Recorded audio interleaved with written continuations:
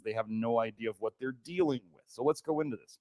Here we report that neonatal, so newborn hyperbilirubinemia, high bilirubin in the blood because you're leaking bile into your blood, causes significant, long-lasting negative effects on the developing visual cortex, even at total bilirubin levels not considered harmful. Wait, yet again, conventional medicine and their crappy labs, which look at symptoms, don't get it. They're missing it.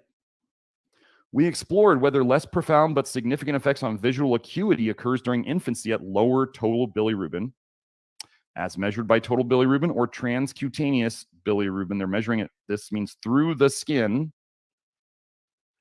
bilirubin levels, and whether there is an overall correlation with severity of hyperbilirubinemia. This observational study showed that bind bilirubin-induced neurological dysfunction can affect the visual cortex, with impairments failing to improve with time through the first year after birth. Doesn't just go away. Your jaundice didn't just go away. They basically drove it deeper. This is what medicine does. They just take your superficial things and they give you poisons, which then drives them deeper in the body. The methods used in this study demonstrate that bind may be associated with long-term visual disorders, at least including a reduction in visual acuity. Other disorders of vision are possible but require additional follow-up. Let's keep going. So like I said, I could not find bile acids very much in terms of attention deficit. There were no papers that mentioned attention deficit and bile. So we took this it's funny that they talk about indirect hyperbilirubinemia. We took this indirect approach. I guess that's like a high-level health nerd joke. Developmental influence of unconjugated hyperbilirubinemia and neurobehavioral disorders. Did I put this one in there? Yes, I did. Bilirubin-induced brain injury. Huh. Do you think some of these things might lead to attention deficit? The thing you got to remember, if they're talking about brain injury, okay, the thing I always tell people is like when people are like, well, Accutane's related to suicidal ideation, where people are thinking about suicide or they even commit suicide, and they go, but I don't think vitamin A is connected to depression. And I'm like, doesn't depression come a long way before like suicide? Right? Aren't there there's kind of like steps along the way? So like, if we're talking about brain injury, do you think like having trouble with focus could be a very early sign? I mean, Jiminy Christmas.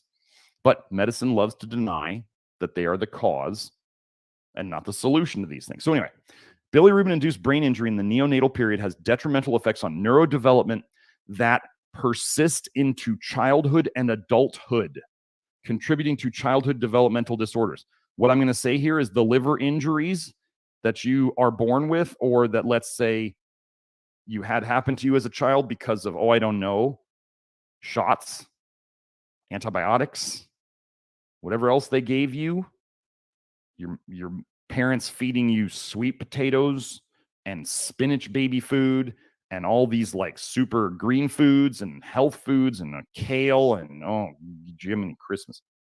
Yeah, that's why it hasn't gone away. And what are you doing? What may you have been doing, or what may you still be doing?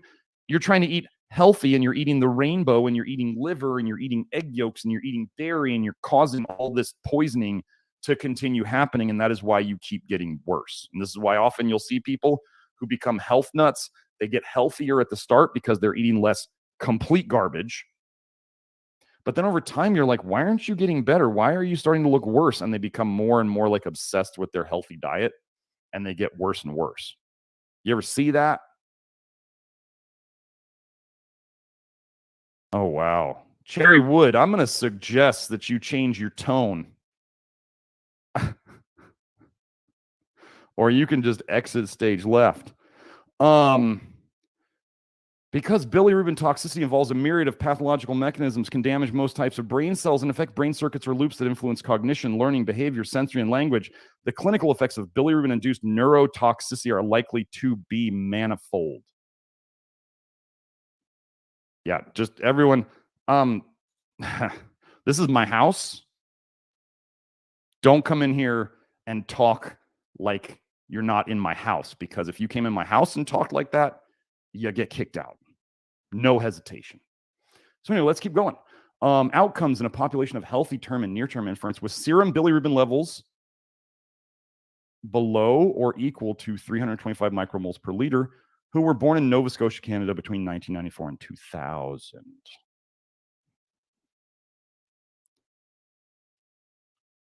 Here we go. So like, might attention deficit come before autism? There were suggestions of associations with attention deficit disorder in the severe hyperbilirubinemia group and with autism in the combined moderate and severe hyperbilirubinemia group. Do you see how there they just connected it all with toxic bile theory?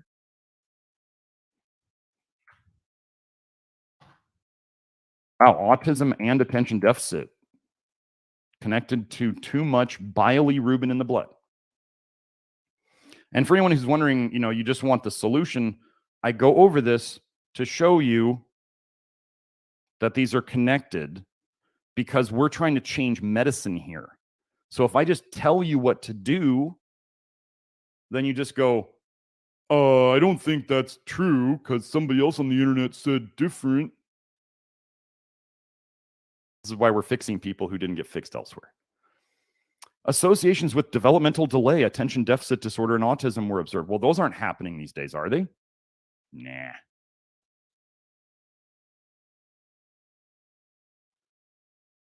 Association of liver transplant and attention deficit hyperactivity disorder.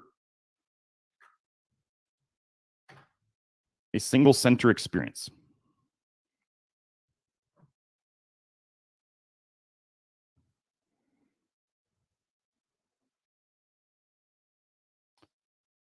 So you got to remember, okay, these are liver transplant kids. Okay, I mean, these are I believe these are liver transplant children. Children with liver transplant. How sick are these kids? Their livers are already failing. And then you start going, well, why would they be looking at the prevalence of attention deficit hyperactivity disorder in kids who got a liver transplant unless they knew somehow it was connected?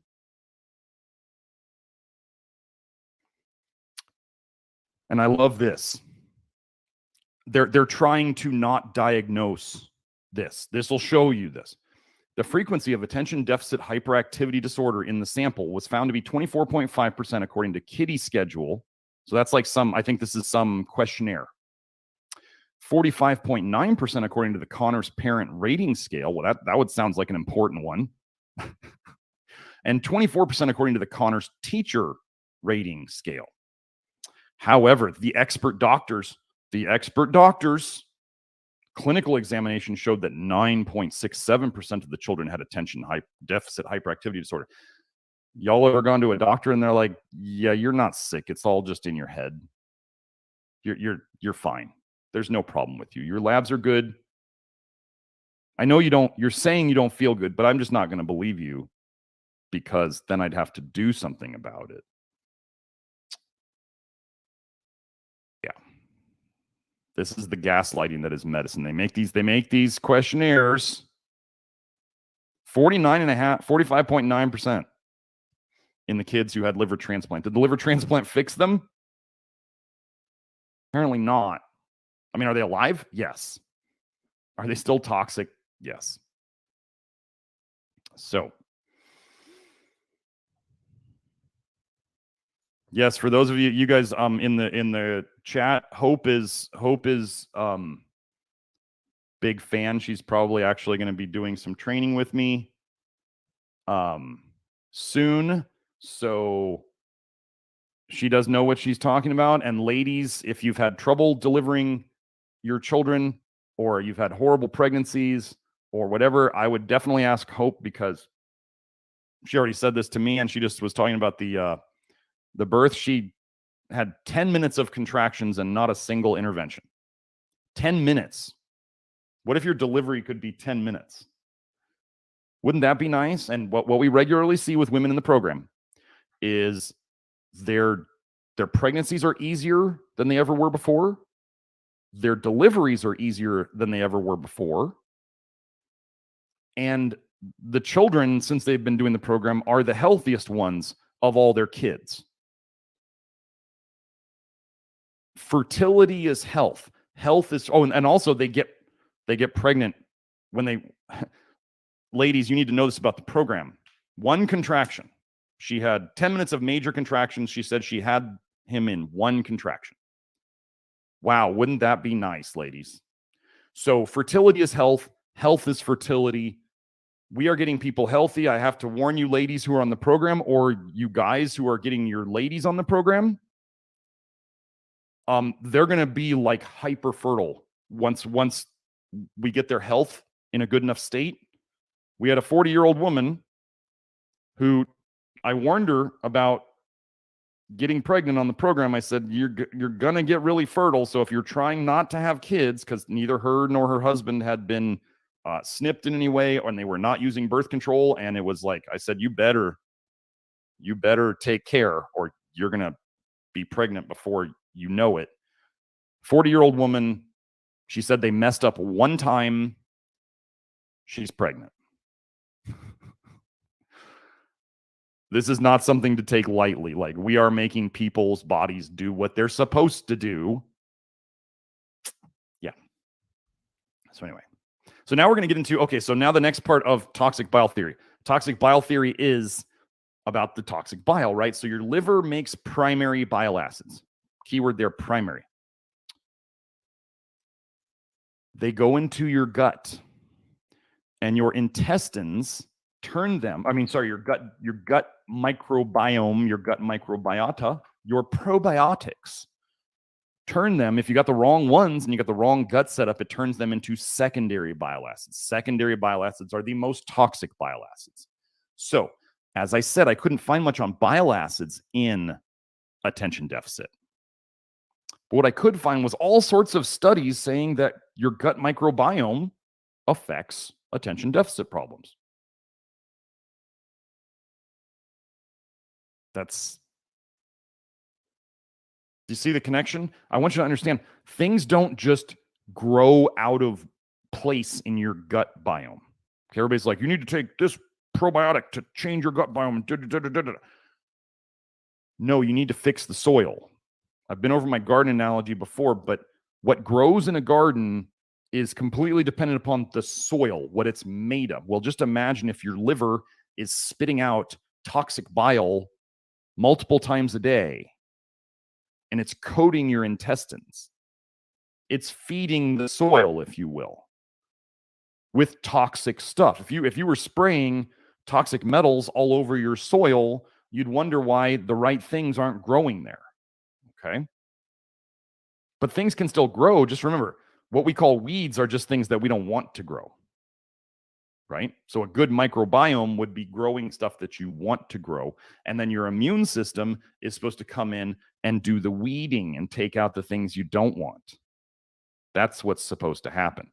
But if your immune system sucks because you're toxic and deficient, and you keep pumping out toxic stuff to cover your gut, what kind of gut biome do you think you get?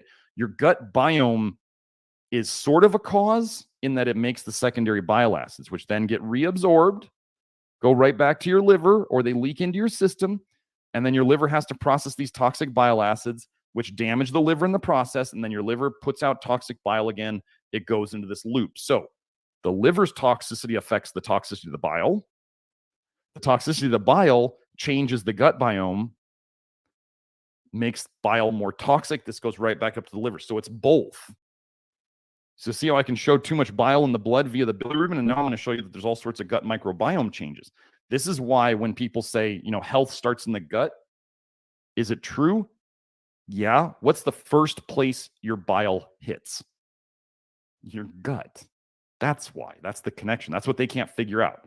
They're just like, take glutamine. Like, glutamine's not bad, but glutamine by itself never fixed crap in my experience. So I'm going to hit these pretty quick. Composition of the gut microbiota and attention deficit disorder, hyperactivity disorder, a systematic review and meta-analysis. Let's see. Patients with ADHD had gut microbiome alterations compared to healthy controls. Okay, so let's just keep going then.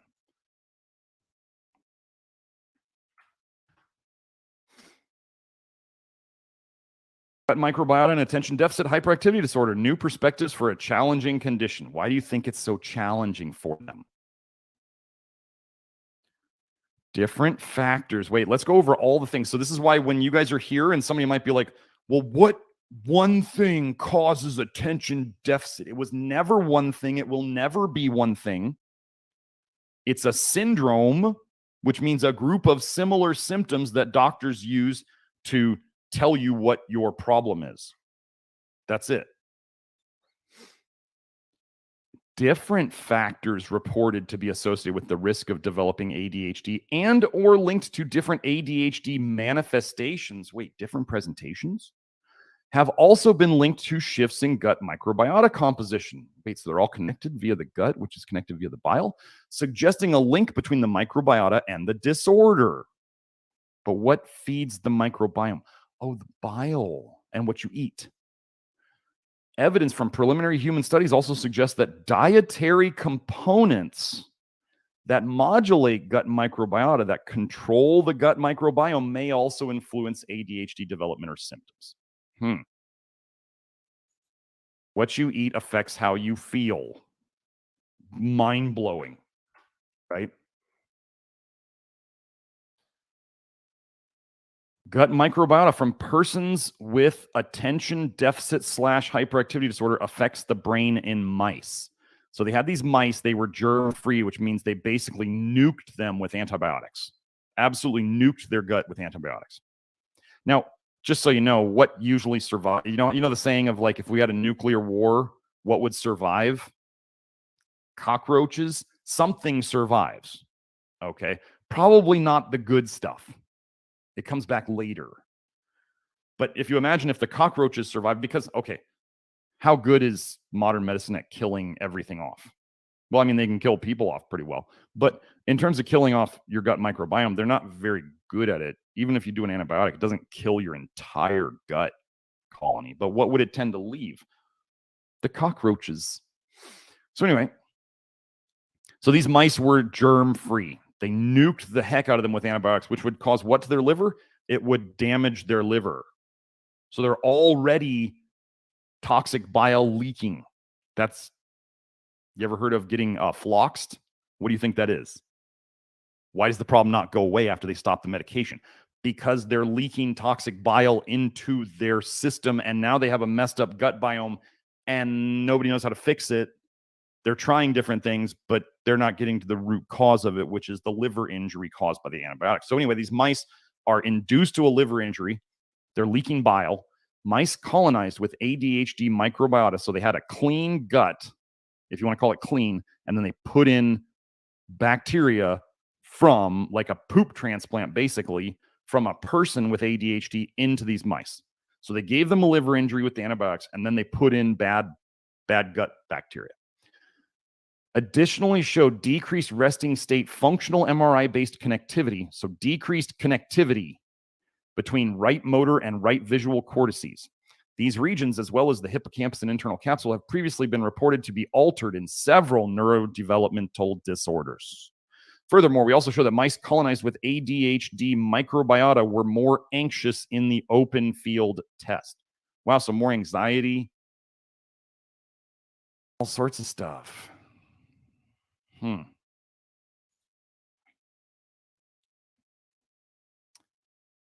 Let me get this one. Let me make it a little bigger. I know Joe's going to tell me make it bigger. Wait, not that one. On this one. Systematic review of gut microbiota and attention deficit hyperactivity disorder. So again, I'm just going to show you that none of this is consistent. Somebody's going to be like, but bifido fixes it, or but lactobacillus fixes it, or but fructooligosaccharides. No, because you're going to see that there's no specific pattern. It's toxicity at the brain. 49 bacterial taxa were found in their study review. Yet none of them can explain the precise relationship between ADHD and the gut microbiota. Bifidobacterium was found in higher amount in ADHD patients, but other studies stated that the abundance of this genus was lower in ADHD with post-micronutrient treatment. Wait, event says no sound. Are you guys still hearing sound from me? Somebody please give me a yes or no. Came back. Okay, great.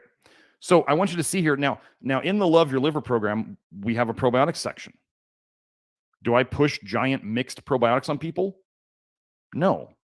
I actually talk to them about how to figure out whether you're more of a bifido type or whether you're more of a lactobacillus type or whether you're more of a mixed type, and you have to experiment with it to see what you are. I've had people with the gut biome tests, the poop tests, and they look at all the bacteria in there, and they were supposedly low in one, like let's say they were low in bifido. And so in theory, if those tests were worth a crap, taking bifido should help this person. This person took bifido and they felt worse.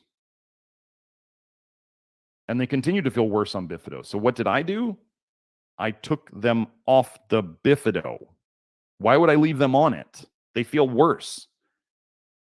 The study, all these gut microbiome tests are basically not worth crap.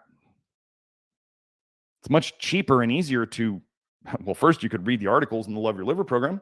Second, you could buy these probiotics and test them, see how they work, and still spend less than that stupid test. There were no studies that examined which bacterial taxa correlated most to ADHD. This might occur due to the different model and methods in each study. They're not going to find one answer. Conventional medical science wants it to be one answer for one condition. It never will be, and it never was. And maybe that's part of their plan, is to never find it. Gut microbiota and probiotic therapy in ADHD, a review of current knowledge. Evidence for the influence of gut microbiota and brain development and neurogenesis. That's the creation of the brain. Neurogenesis. The creation of the brain is clear. I don't know if I had anything else in this one. Nope, that was it. Gut microbiome and attention deficit / hyperactivity disorder, a systematic review. Again, I'm just showing you this. I'm hammering this because, and again, if you're going to try to go in and fix your gut microbiome by taking a bunch of things, that's not the way. I mean, the organic sun fiber we use has been shown to feed both bifido and lactobacillus. And a lot of people have been really helped by it, but there's some people who don't get along with it. Guess what I tell them? Well, first of all, I have hyperlinked instructions on both the product page and the actual product itself saying, go here and read about how to introduce it slowly. Is that going to just fix their gut microbiome? I mean, it may help a lot, but it's not going to fix the toxic bile problem all by itself. Here we go. Conclusions. This systematic review highlights association between gut microbiome features and ADHD. Potential mechanisms differ by microorganism. Wait, different probiotics do different stuff? And include effects on neurotransmitter production, dopamine metabolism, modulation of inflammation, and neurodevelopment through the release of cytokines. These are generally considered inflammatory molecules. So do you know that we talk a lot about aldehydes? Dopamine breaks down into dopaldehyde. You got to process that out or it damages your brain. They actually think that dopaldehyde excess in the brain is what causes Alzheimer's. No, not Alzheimer's, Parkinson's. Neurotransmitter production. Do you know nearly all of the neurotransmitters break down into aldehydes? What if you can't get rid of those aldehydes? Do you think they affect your brain? Modulation of inflammation. Well, toxic bile in your blood is the source of all your inflammation. Just different parts of it are doing different parts, different things. So anyway, I'm showing this is all connected to the bile in your blood.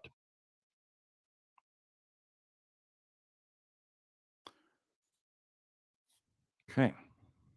Again, we're almost done, but then we're going to get into aldehydes and ALDH.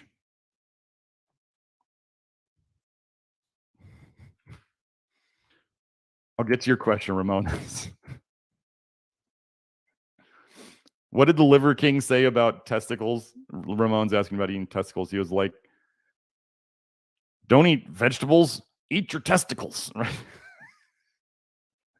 trying to act like eating testicles was giving him the testosterone levels of a pro bodybuilder, when in actuality, it was just him injecting steroids. But, he's back on steroids. He admits it now.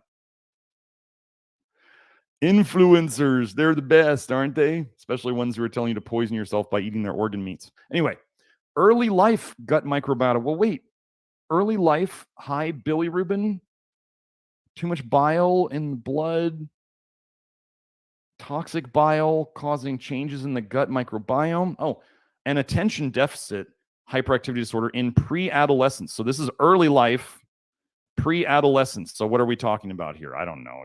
10 years old, 11 maybe?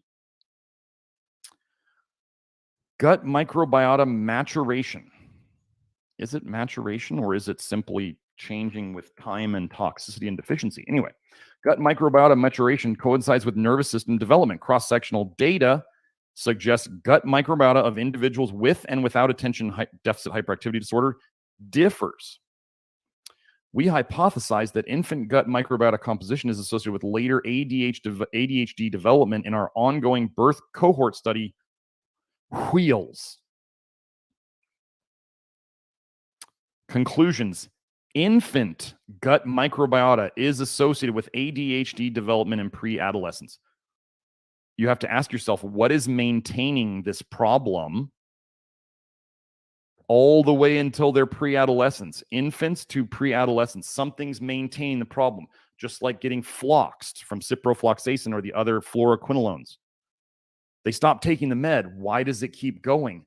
Because just like, or you folks who have taken Accutane, and Accutane or birth control, ladies, it damaged you and the damage continued, and maybe you just got worse and worse and worse and worse.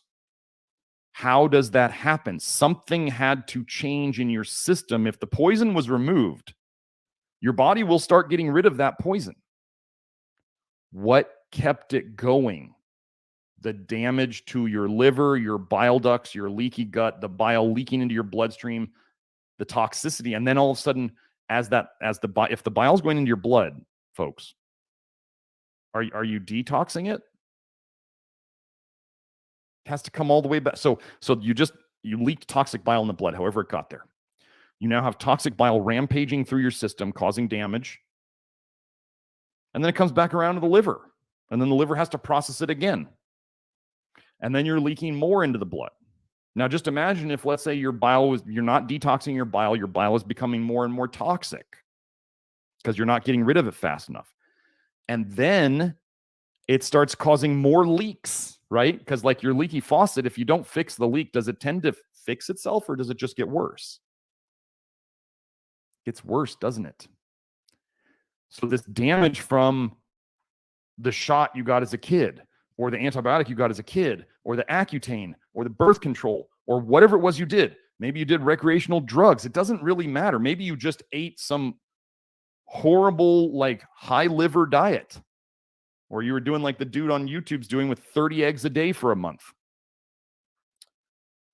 I haven't heard that guy come in on my page to talk about how he didn't get vitamin A toxicity from 30 eggs a day yet. So that's 900 eggs in a month.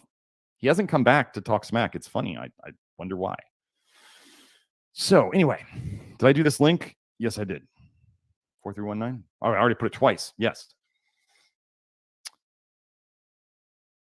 Again, I'm just going to emphasize they want to find one cause. Paper gut microbiota signature in treatment naive attention deficit / hyperactivity disorder. Actually, this is an important one. Treatment naive. It means they have not been given pharmaceutical speed for attention deficit disorder yet. Okay. Now, you folks out there, if you got kids with like attention deficit or whatever, and you're thinking about giving them this is an off the cuff thing. This is what I would do with my kid if I didn't know what to do and I needed to do something. What some parents have found doing, am I totally endorsing this? Well, we want to fix the cause, so you don't have to do this. I want you to understand this. There's always Band-Aids. We can always talk about Band-Aids. But before you go and you give your kid amphetamines for their attention deficit disorder, or if you're, try a little bit of caffeine before you jump to the methamphetamines, okay? Lesser of two evils. Our goal would be to fix it. But if it's a stimulant that does whatever's going on, why not try one that's a little more safe, doesn't ruin lives, create addiction? Well, I mean, caffeine definitely has addiction, but it's much easier to. I'm going to take a wild guess that it's easier to break a caffeine addiction than an amphetamine addiction. It just makes sense to me, looking at the behavior of people out on the street who do the two of them. Okay, so treatment naive people versus people who have taken it. Here we go. Compelling evidence supports alterations in gut microbial diversity. Alterations in gut microbial diversity, bacterial composition, and or relative abundance of several bacterial taxa in attention deficit / hyperactivity disorder. However, findings for ADHD are inconsistent among studies, and specific gut microbiome signatures for the disorder remain unknown, because they want it all to be just handed to them on a silver platter, and they're not going to get it. Wait, let me find, where's the next one? There it is. No, that's not it. Was there another one? There's something in here that I wanted. Let me see if I can find it. Or is it on the next one?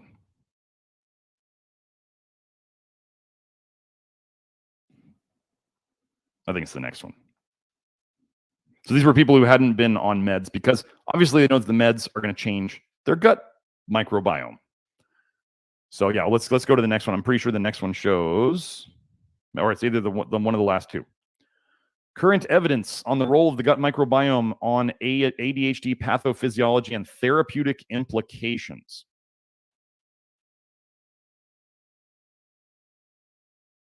Studies suggest that a bidirectional relationship going both ways exists between the gut microbiome and the central nervous system, or so-called the microbiome to gut to brain axis is involved in diverse neuropsychiatric diseases in children and adults.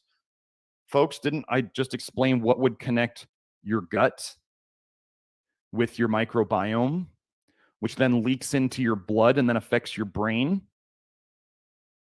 What could be doing all that? It's not your vagus nerve. Okay? It's bile. Made in your liver, it goes into your gut. It affects your gut microbiome.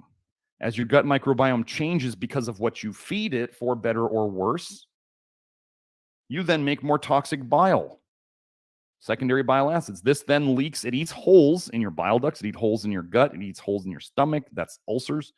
Gets into your bloodstream, which then goes and affects your brain. Is involved in diverse neuropsychiatric diseases in children and adults. Let me see if this had another part in it. Nope, that was it. I kept that one just because of that one line. And let me see. A review, associations between attention deficit and hyperactivity disorder, physical activity, medication use, eating behaviors, and obesity in children and adolescents. Okay, before I get into this, I have stuff on my Twitter connecting obesity and vitamin A. I think I did a video here on YouTube connecting copper, excess copper, and obesity. Obesity is a toxicity storage problem for the most part. Yes, you could just simply eat too much, and then people will say, but what about sugar? Fructose damages your liver. They can use high fructose diets in animals to induce cholestasis, which is toxic, leaky bile. Okay, so it is all connected to the liver. Okay.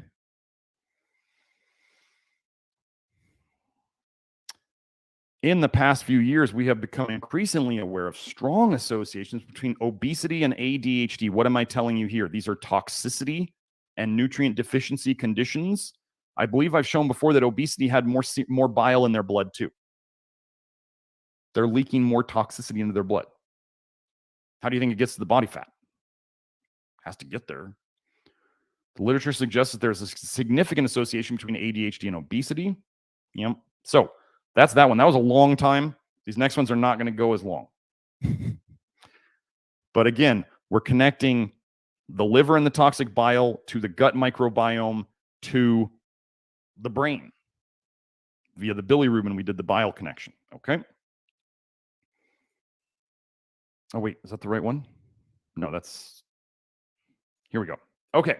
So now another thing that we deal with here a lot is aldehydes. Some of you may not know what aldehydes are. Aldehydes are toxic things, toxic breakdown products typically. They are very smelly. They're in a lot of the herbs and spices you like to use, so you're poisoning yourself with your spice cabinet every day. Essential oils are full of aldehydes. Basically, if something has a strong smell, naturally, you can guess it's probably toxic for you. Like, I mean, if you just think about it, if you have a steak laying on the counter, you can hardly smell it. If you cut open an apple and you leave it there for a minute or two, you're not going to smell it anymore. Like things that have huge odors, garlic, onions, spices, probably not good for you. Nature marked them with that, not to make you like them, but to warn off things. So anyway, aldehydes. Okay, let me go over something. Aldehyde dehydrogenase, ALDH, right here. That's the abbreviation for it. ALDH is, in my opinion, the most important detox enzyme in your body. All of the neurotransmitters break down into aldehydes. Aldehydes are toxic. So what if your brain makes a neurotransmitter and it breaks down into an aldehyde and you can't get rid of it? And now you have toxic aldehydes stuck in your brain. Do you think that helps you think? It doesn't. So we're going to go over the connection. So the other thing I figured out through the literature is that when you slow down ALDH, you generally slow down or mess up bile production.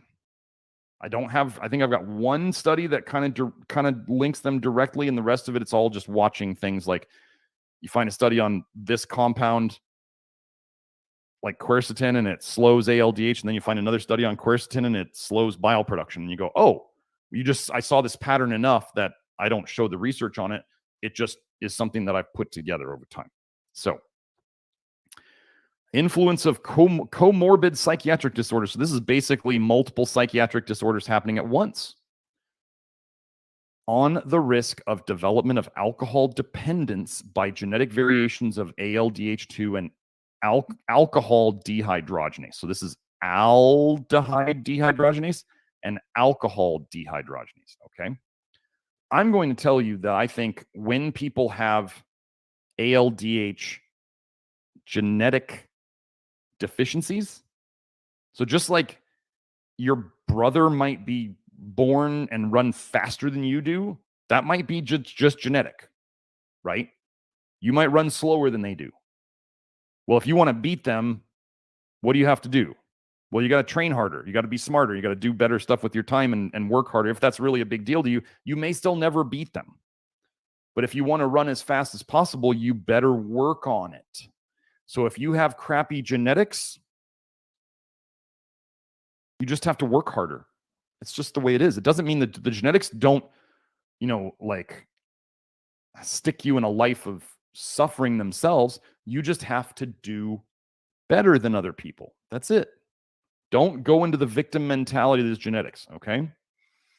What are they talking about here? Inactive aldehyde dehydrogenase 2. Inactive is a well-known deterrent to the development of alcohol use disorder. So now I want you to see this. However, some individuals with inactive ALDH2 do go on to develop alcohol use disorder. So what they mean, so there's a drug out there called disulfiram. It's a sulfur-based drug. 2 sulfurs actually, disulfiram.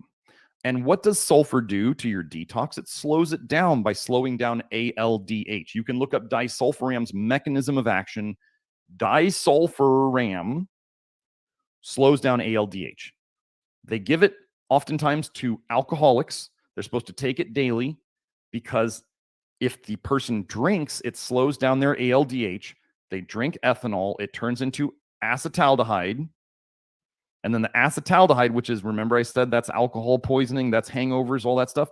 It doesn't go through the ALDH well. It bottlenecks. And then you build up acetaldehyde in your system and you feel like hot garbage. So they are actually putting people at more risk of alcohol poisoning. But for those of you who understand, you've heard of the Asian flush or the Asian glow, because 50% of Asians have slower ALDH genetically. This is why if you've known Asians, or if you are an Asian who has this, or even if you're a different race and you have this issue where you have like one drink and you tend to turn red, and you tend to get generally pretty easily tipsy or giggly, the bright red ears, the bad hangovers, that kind of stuff, that is slow ALDH. Can this be fixed? Well, I can't fix the genetic part, but we can definitely make your ALDH run better through things like selenium and molybdenum and nicotinic acid. Nicotinic acid is the gasoline for ALDH to run. So anyway, what I've seen with ALDH, slow ALDH, right? There's people out there who know they feel really crappy when they drink. They're just like, I feel terrible, so I don't want to drink. This is what they're saying here. Inactive aldehyde dehydrogenase is a well-known deterrent to the development of alcohol use disorder. So they're basically saying people with slow ALDH feel so bad when they drink, it's generally a deterrent. Okay. However, some individuals with inactive ALDH2 do go on to develop alcohol use disorder. Some people just want to poison themselves. I do actually think that slow ALDH can absolutely lead people to drink more. The poison begets poison.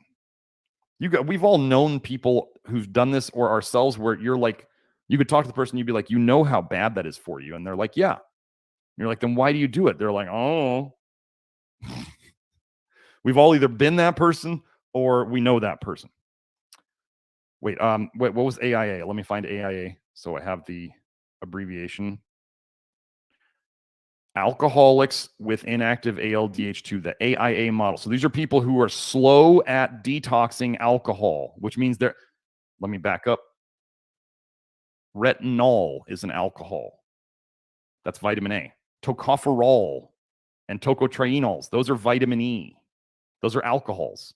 Cholecalciferol, calcitriol, those are alcohols. People are like, they're hormones. I'm like, it's just an alcohol. So they're looking at alcoholics with inactive ALDH2. So these are the people who, even though they supposedly feel extra bad when they drink, continue to drink. They like to beat their heads against the same wall and wonder why it hurts so bad. The prevalence of attention deficit hyperactivity disorder, ADHD, was significantly higher in the alcoholics with inactive aldehyde dehydrogenase with normal ADH1 than in the other three subgroups of alcoholics. In contrast, the prevalence rates of agoraphobia, that's like fear of going outside, right? I'm just trying to remember the agora. Anyway, and panic disorder were significantly lower in the alcoholics with inactive aldehyde dehydrogenase with superactive ADH1AB than in the other three subgroups of alcoholics. So what do we talk about here a lot? The recipe or the composition of toxicity can change the presentation. Same poison. The poison is the alcohol, but you can have different presentations. So these people are making more. The superactive ADH1B would be making more aldehydes. That's what so you have ethanol going through this. It makes acetaldehyde. They have normal. These are slow ALDH. These are slow ALDH with superactive ADH1. So they would bottleneck. Do you understand? You don't have to totally understand this, but ethanol would go through ADH to turn into acetaldehyde. So they're saying they're super active. They're super fast at that. So they're making tons of aldehydes, but they have slow ALDH. So they're going to back up right here. They're going to bottleneck. And we see agoraphobia and panic disorder. So this other group had normal alcohol dehydrogenase. So they just made the normal amount of acetaldehyde, but they had a slow ALDH. So it was a lower intensity issue. Okay.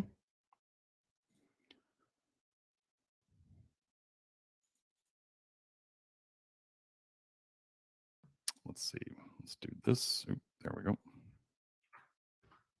Okay. Clinical and genetic characteristics of Korean male alcoholics with and without attention deficit hyperactivity disorder. So Korean Asians generally going to be close to 50% slow ALDH. Okay. So this is showing the detox pathways and the aldehydes and all that stuff. Okay. Compared with alcoholics without ADHD, the mean ages for the onset of pathological drinking and alcohol withdrawal hallucinations were significantly earlier in alcoholics with ADHD. Well, does this all make sense? Alcohol withdrawal hallucinations. Alcohol withdrawal is your body's trying to desperately detox itself. Probably blowing up on aldehydes. But alcoholics with ADHD, what does all this mean? It means they were more toxic and deficient to begin with. So you see things earlier. Does that make sense? Bigger problems earlier. It's all connected to detox, folks.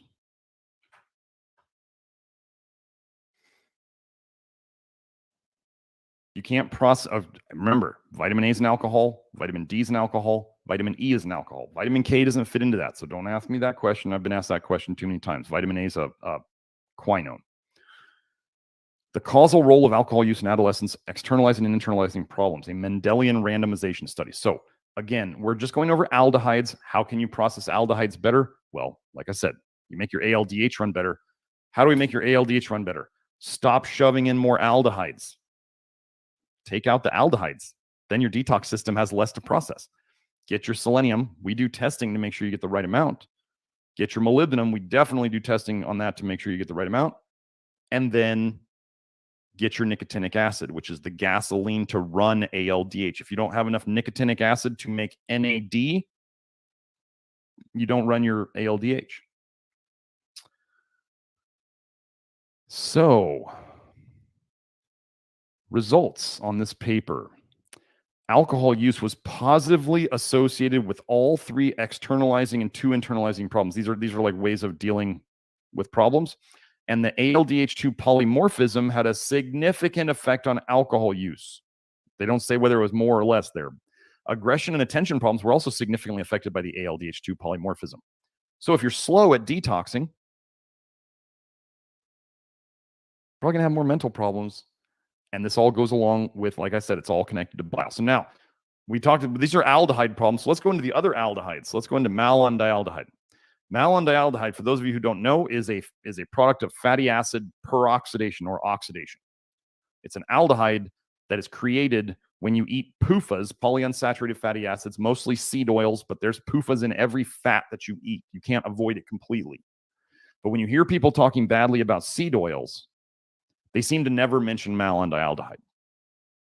It's like they don't want to, it's like almost they're told not to talk about malondialdehyde because then they open up the whole can of ALDH and toxic bile, and people are going to start going down the rabbit hole.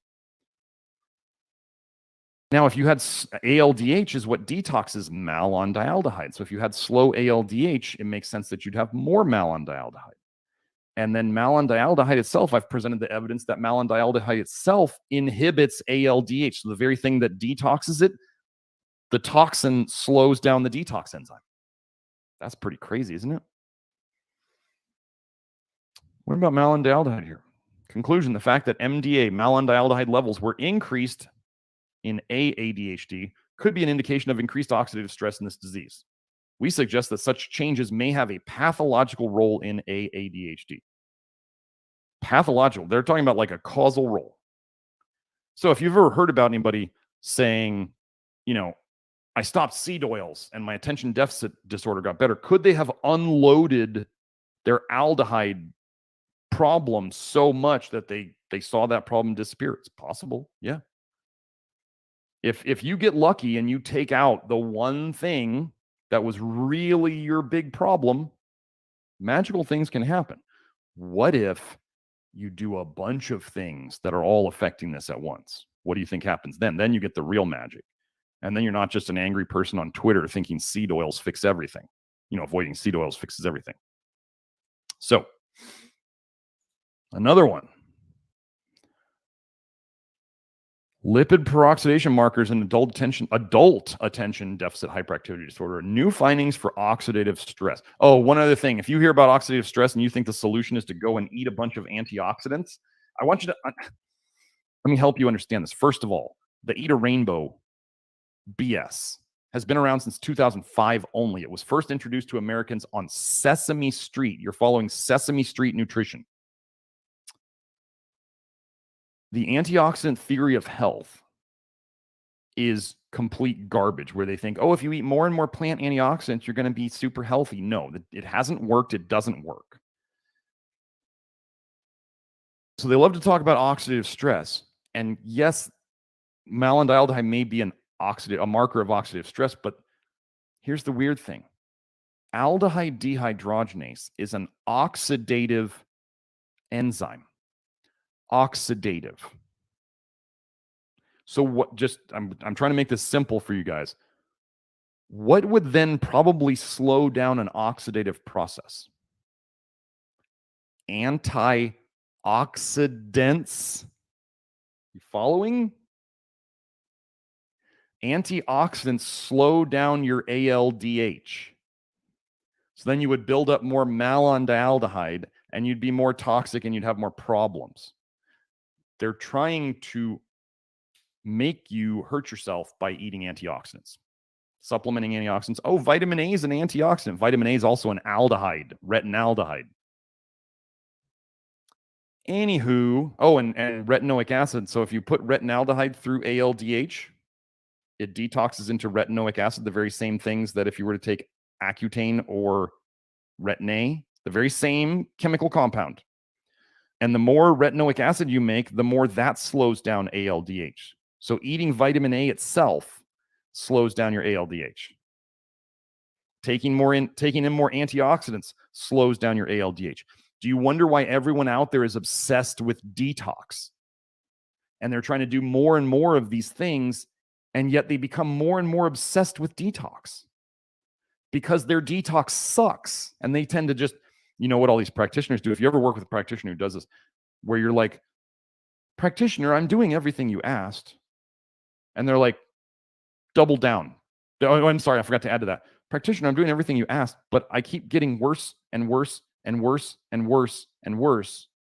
And the practitioner says, you just need to do more of what is making you worse and worse and worse and worse. You should run away. If I was telling somebody to do something and they were feeling worse, so any of you out there who are listening, trying to do this on your own and you're not working with me or you're not in the Love Your Liver program, you're like, but I've been doing these things and I'm feeling worse. I would be saying there's something you're probably doing that you're not ready yet or you're not getting along with. There's something that's a problem. So we should stop doing that. The definition of insanity: do not continue doing the same thing over and over and expecting different results, or you'll be like the lady who worked with one of the big hair analysis practitioners for 3 years and got worse and worse and worse and almost lost her marriage because they just kept telling her she was detoxing and retracing, and then she realized how poisoned she was. So, okay, let's get into the fun stuff now. The actual toxicities and deficiencies. I'm going to go over this. Now, some people may see this and go, well, this disproves what you're saying, Dr. Smith. No, I'm going to go over this in terms of over and under types. First of all, before we go into using this word adjuvant. Right, but Buttercup posted, but keto doc, my hair's falling out. And they'll be like, oh, it's healing hair loss. It's healing hair loss, right? Actually, funny thing. So I told you that in all fats, there are PUFAs, right? So let's say somebody was eating a very high fat diet. Even if they were eating relatively low PUFA fats, because of the obscene amounts of fats they're eating, they're going to be eating a significant amount of PUFAs. Do you know that malondialdehyde made from PUFAs has been found to be very high in the scalp of people with hair loss? Weird. You can still poison yourself with PUFAs on a whole food, high-fat diet. Absolutely. It's just like no fiber is all soluble fiber or insoluble fiber unless it's like processed to be that. Okay, so adjuvant effects. First of all, let me just say this. The World Health Organization has a page on vitamin A immunization or vitamin A vaccination. So the World Health Organization has a page devoted to vaccines of vitamin A. Okay. Why is that important? Well, here they're saying adjuvant effects of vitamin A. Wait, where else do you hear about adjuvants? In vaccines. Retinoic acid has been studied as an adjuvant for vaccines. So that puts retinoic acid, active vitamin A, the very thing that the protocol people tell you you need to use iron and it's garbage. Adjuvants in vaccines include aluminum and mercury, and they've done lots of studies on retinoic acid as an adjuvant for vitamin A. Toxic metal, especially neurotoxic, is aluminum. Mercury, I mean, do we need to discuss how toxic mercury is?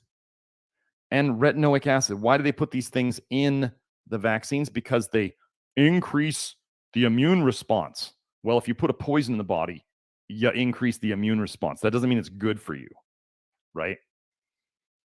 If you're having riots, you see more police out on the street. That doesn't mean it's a good thing, okay? So first, I love that word, adjuvant, right there. Now, something that can happen as people get more and more sick, and this is why I talk about over and under types. When people are underweight, they've actually been shown to live short. When I'm talking like clinically underweight, they've been shown to live less time, shorter longevity than people who are overweight. Now, people who are overweight still die earlier. It's the thing of it as like normal weight, and then there's overweight, and then there's underweight. But there's so very few underweight people that everybody focuses on overweight because nobody knows what to do about the underweight people because they're just so far down the line. For those of you who are underweight, I'm not saying it can't be done. We help underweight people fix their problems, but generally underweight is like your liver's not good. And as we get your liver better, you'll start to be able to hold on to weight and you will gain weight. Trying to force weight on really just strains your liver more. Like if you try to overeat, it strains your liver. So don't do that. Eat to maintain your weight, get your liver back, and then all of a sudden you'll start gaining weight in a good way. So I wanted to go over this before I get into the next thing. Where was it? Because they're going to say here, where is it? Where was it? Come on. My highlight must have disappeared. Or maybe that was all I wanted to do. I just wanted to go over the adjuvant. I think that was probably it on that one. So, I went to the very end.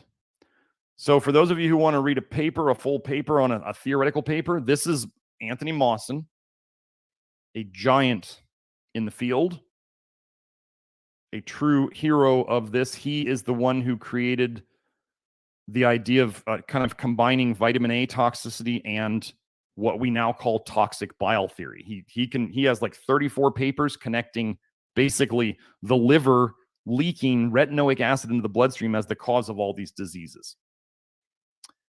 So he wrote this paper. This was definitely in his earlier days on the vitamin A toxicity where he still hadn't bought into the idea that vitamin A was just a poison. Poured a theory of childhood learning disorders, hyperactivity, and aggression. Okay. So we're fitting ADHD into here, right? The theory is proposed that hyperactivity and aggression are intense stimulation-seeking behaviors driven by increased brain retinergic. He's trying to say retinergic like as in vitamin A activity in the brain. Hyperactivity and aggression. Vitamin A, is it a vitamin? I don't know. And the stimulation thus obtained activates opposing nitrogen. I believe this is referring to nitric oxide systems, which inhibit retinergic activity. Don't go and start doing nitric oxide pumping up to try. No, don't. I think Mr. Mawson had a lot to understand that he didn't at this time, but he was connecting them, okay? I mean, this is all, we're developing these theories. There's going to be mistakes. Like when I used to think nicotinic acid was a bad thing. And then I realized, no, it's actually really important, thanks to Kelsey Kenny. I don't know if she's Kelsey in the chat today. So here we go. The nitrogen systems, which inhibit retinergic activity, induce a state of calm and enhance cognition and learning. In persons with cognitive deficits and associated behavioral disorders, the retinergic system may be chronically overactivated. That's vitamin A toxicity, folks. And the nitrogen system chronically underactivated due to environmental exposures occurring pre and or postnatally. So in the womb and after they're born, that affect retinoid metabolism or expression. Hey, you want to know one thing that would affect retinoid metabolism or expression? ALDH. Did you just see how they were connecting alcohol use with attention deficit? Are you seeing all these connections? So then, let's go into, so that's one vitamin A connection. Again, let's go into here.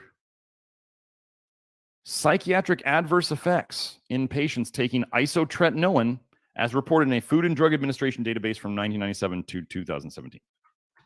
Okay. Psychiatric adverse events, right? But it's active vitamin A. It's active vitamin A. 13-cis-retinoic acid. Isotretinoin is 13-cis-retinoic acid. Part of all the vitamin A you eat, some part of it, is converted by your body into 13-cis-retinoic acid. Isotretinoin is simply a pill that they made in a laboratory of 13-cis-retinoic acid. If you are going to sit out there and claim you like science, and you're going to say that 13-cis-retinoic acid made in a laboratory is somehow completely functionally different than 13-cis-retinoic acid that a pharmaceutical company puts in that is made in your body from when you eat vitamin A, you're wrong. And I've shown it in threads on Twitter. I've shown the research. The toxicity of synthetic and natural vitamin A is all the same. People telling you they're different are making stuff up because they can't handle the truth. You make Accutane in your body from vitamin A you eat. I could show you the biochemical pathways, but I'm not going to do it today. I've done it before. Where was it? Where was the one? Let me see. Let me refresh this.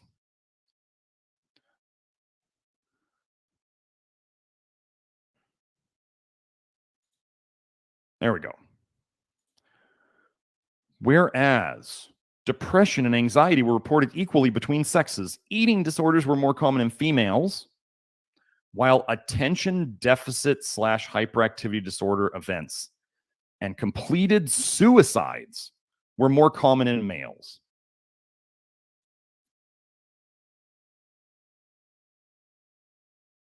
Wow, so vitamin A can cause attention deficit / hyperactivity disorder. And then Anthony Mawson shows his paper. Let's just keep going. Now, this is an interesting thing. Before I go into this paper, the level of vitamin A. So we just showed that too much retinoic acid could cause attention deficit / hyperactivity disorder. That's a form of vitamin A. Have you ever had a retinoic acid blood test?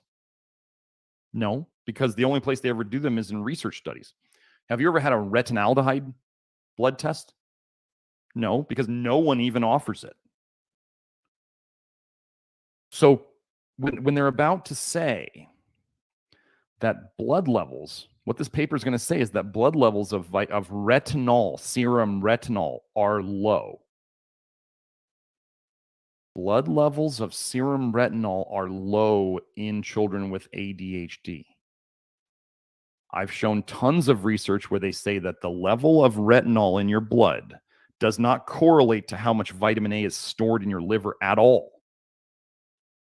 And I'm going to tell you that the people who I see with the lowest vitamin A levels at the start, and they know they're sick, and they look at their histories and they figure out that they're vitamin A toxic, and then we run the blood test and they're low. They are some of the sickest people I see.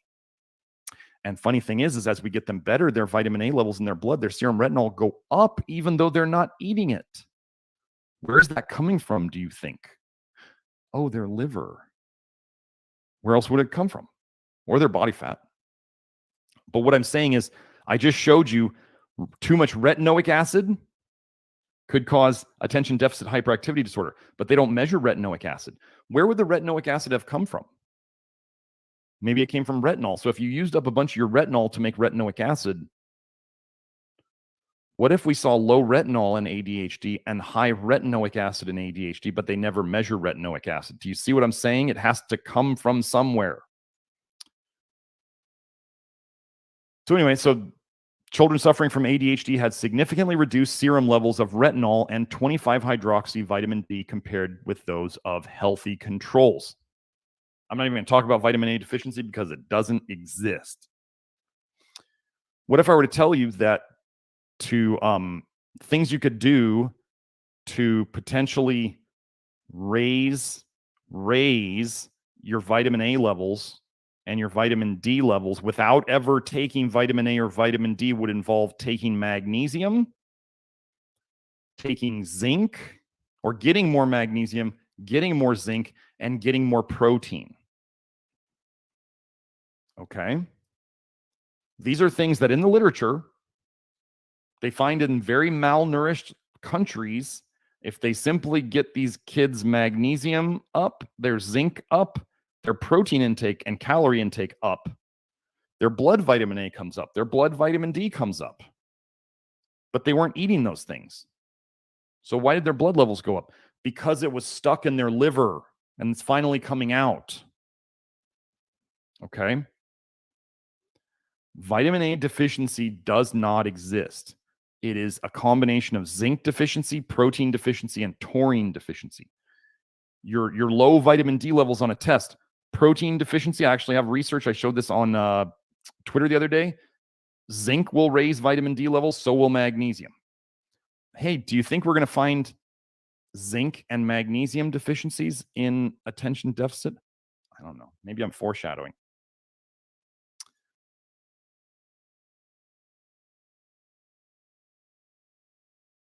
So again, this is just kind of a similar thing. Well, I think it is. It might be the opposite. Yeah. This is one thing I wanted to say before I go into this. If vitamin A was low in kids with attention deficit disorder, do you think that supplementing it should help, right? Wouldn't that be an assumption?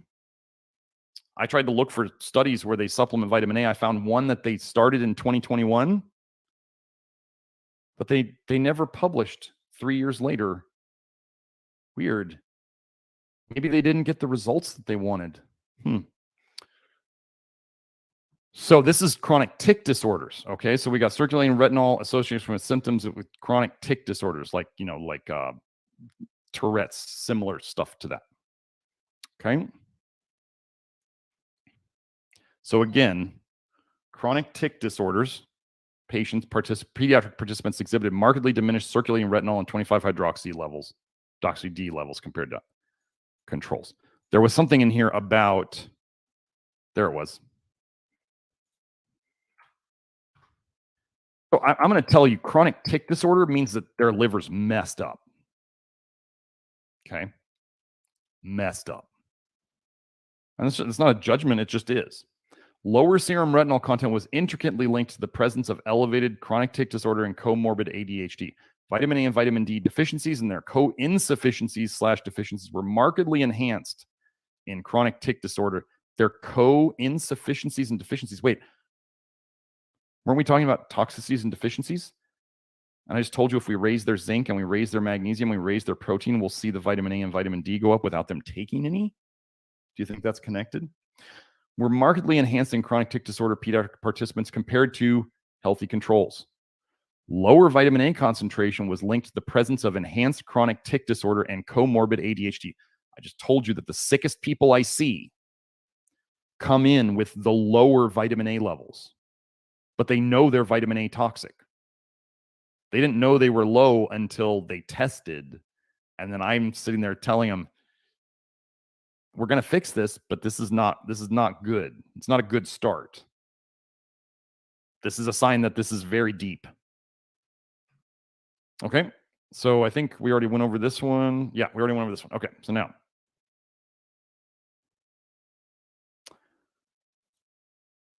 I want to run through this quick. Yeah, we did this, I think. So now we're going to get into the nutrients. So we did the toxicities. Well, there's a couple more toxicities that I might cover. But we did the toxicities, and now we're going to go over more of the deficiencies. So we got magnesium, iron, zinc, copper, and selenium. Status in attention deficit / hyperactivity disorder.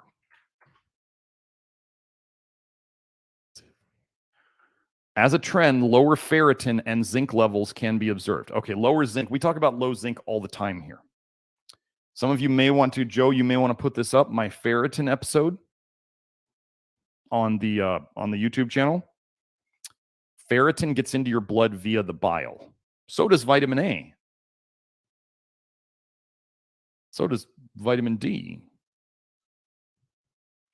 The more bile you leak into your blood, you would see more ferritin. It's high ferritin is one way you can know you're leaking a lot of bile. It's one way. It's not the only way. Just like bilirubin is one way. It's not the only way. But ferritin is made in your liver. Ferritin is an iron is a protein itself. And then an iron can bind to it, but you can have ferritin without an iron in it, okay? Ferritin is made in the liver. The body is trying to dump ferritin with iron in it into the bile. But if you leak bile, where does that ferritin go? It goes into your bloodstream. So high ferritin is one indicator of lots of bile leaking into your bloodstream. Okay? I'm telling you that let's say in ADHD, they tend to see low vitamin A in the blood. How does vitamin A get into your blood? Well, your liver dumps it into the bile, and then your bile leaks into the blood. Okay? So if we saw low ferritin and low vitamin A in the blood together in ADHD, ADD, then we would say they're probably not making a lot of bile, which would be the undertype in my framework. So yeah, so that the lower ferritin, this does not mean you go and you give them a bunch of iron. Oh my goodness. Low ferritin is a liver problem, folks. If you're eating red meat like once a day, you don't have a dietary iron deficiency. If you don't have enough iron in your blood, it's because your liver's not working right. Event asks, but why do I say that the fructose from fruits is not the same as synthetic? I'm not totally anti-fructose. I'm not against people eating some fruit. I am against people adding sugar. It's a dose-dependent thing. Adding sugar is like road to ruin, and having a banana or an apple or both is not. It's very simple. It's a dose-dependent thing. I'm not going to say you have to avoid all fruit. Okay. If everything that we found was toxic, if I advised you had to avoid all of it, there would be nothing left for you to eat and you would die. I'm not in the business of trying to help people die earlier. We do want to judge things based on their content and the dose dependence of it. I have never heard of anybody, actually, bananas and apples in the research have been found to be the healthiest fruits out there. They are low in vitamin A. Weird. So, do they have some fructose? Yes. Living life is a series of compromises. So, you can eat some fructose. I'm not going to tell people like how much they can eat, because then they're going to do stupid crap like, oh, I'm going to drink a bunch of natural soda with fructose in it. No, that's not good. Added fats and added sugars are most of the macronutrient problem that people have. Then you get into the toxins that are in them. Okay. But we're not trying to avoid all fructose, because then you probably couldn't even eat you couldn't eat any vegetables either. You couldn't eat any fruit. That's just, we're not in the business of people eating 3 things unless they choose to. We have some people who do the cowboy diet and they do beef and beans for months on end and they do great. So, but not everybody does great on that. So not everybody should do it. So let's see.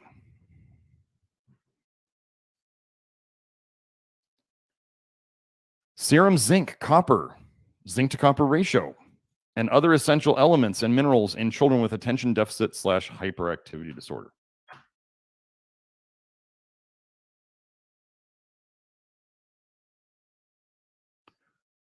Serum magnesium and zinc levels in children with ADHD were 21%, 4%, and 7% lower as compared to the healthy controls. So magnesium and zinc were lower than the healthy controls. In turn, serum copper to zinc, blood copper to zinc values were 11% higher than those in the control group. So we're seeing more copper, less zinc in the ADHD people. So if you're in one of those copper fellatio groups where you think copper is going to save the world, you're wrong. You're poisoning yourself. You're going to pay a heavy price. Copper probably takes longer to detox than vitamin A does. And you're loading up on it, and your liver's filling up with it, probably turning blue. So anyway, yeah, so less magnesium, less zinc in children with ADHD, and overall more copper and less zinc, because that's what makes the ratio. Okay. We talk about copper toxicity a lot here. There wasn't a lot on copper toxicity in ADHD. Particularly preschool children were characterized by significantly increased copper and copper to zinc values. So more copper, less zinc. Whereas serum zinc, blood zinc level was decreased. Significantly increased copper, significantly decreased zinc. And then the ratio showed it. In primary school age children, only 6% lower magnesium levels were observed. It's still lower. Both boys and girls with ADHD were characterized by 8% lower serum zinc levels and 10% higher copper to zinc values when compared to neurotypical girls. Boys with ADHD also had significantly higher copper to zinc ratio, exceeding the respective control values by 12%, predominantly due to a 7% decrease in serum zinc. All these copper lovers are out there like demonizing zinc. It's a really bad mistake. Serum magnesium levels were also found to be significantly lower than those in neurotypical children by 5%. Zinc and magnesium are like foundational to our approach. I've been over this in live stream after live stream, and here we go again. So here we conclusion. Hypothetically, the observed decrease of essential trace elements, namely magnesium and zinc, and the elevation of copper to zinc may significantly contribute to the risk of ADHD or its severity and or comorbidity. Multiple diseases at once. Did I do this one? I don't remember. Wait, why is it not letting me copy? There we go. This one, 318. Yeah, I did that one. Okay. Always like to hammer these home a couple times.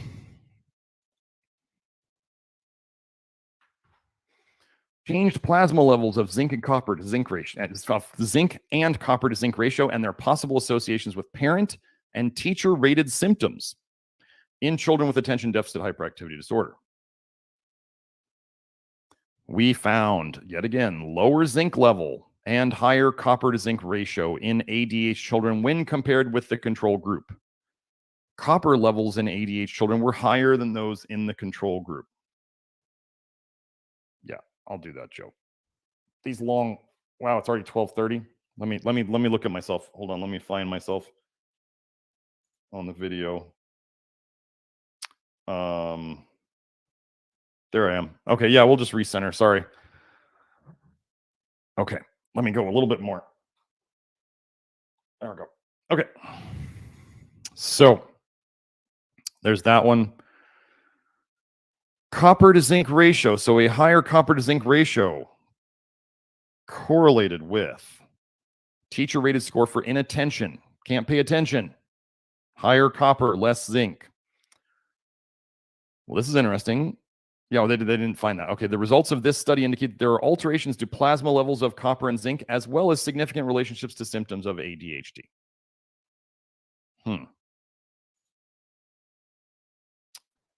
Seems to be connected. Multiple studies now.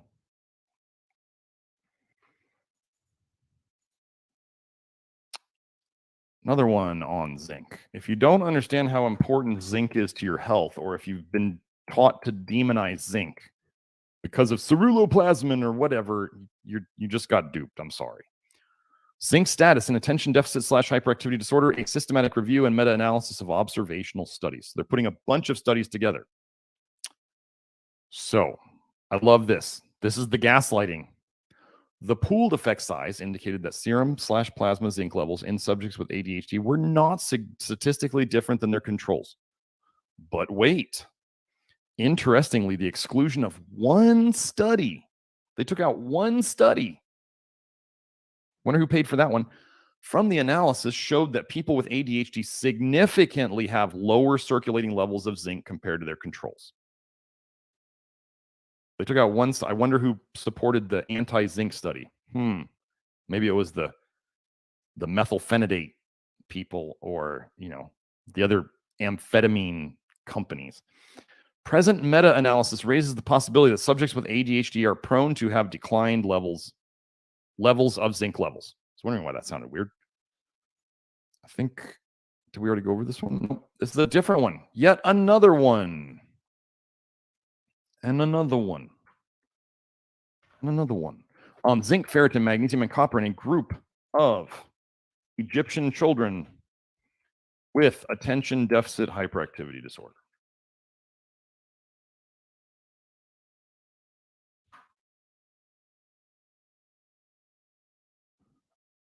Children with attention deficit hyperactivity disorder had lower levels of zinc, ferritin, and magnesium than healthy children, but had normal copper levels. Well, let me tell you, the normal copper range is garbage. And if you have lower levels of zinc, you can't protect yourself. So if you have a normal, quote unquote, normal copper level and a lower level of zinc, you can't protect yourself from the copper as well.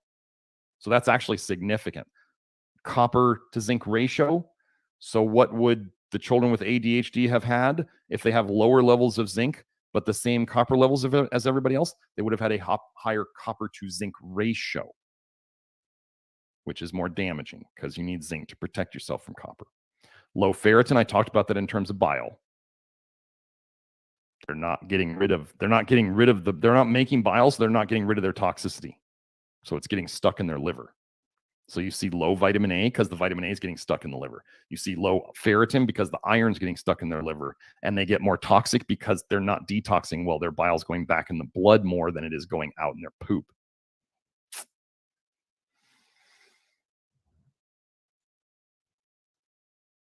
And one of the things we like to do, well, people will be like, well, that's not conclusive. Just because they have a zinc deficiency doesn't mean that zinc is connected. And we go, well, so if we show deficiency over and over, and we then show that supplementation helps, that would kind of like seal the deal, wouldn't it?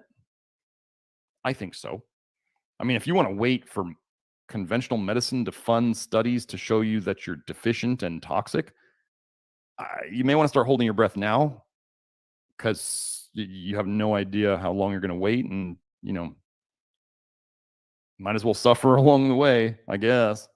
The effect of zinc supplementation in children with attention deficit hyperactivity disorder, a systematic review and dose response meta-analysis of randomized clinical trials.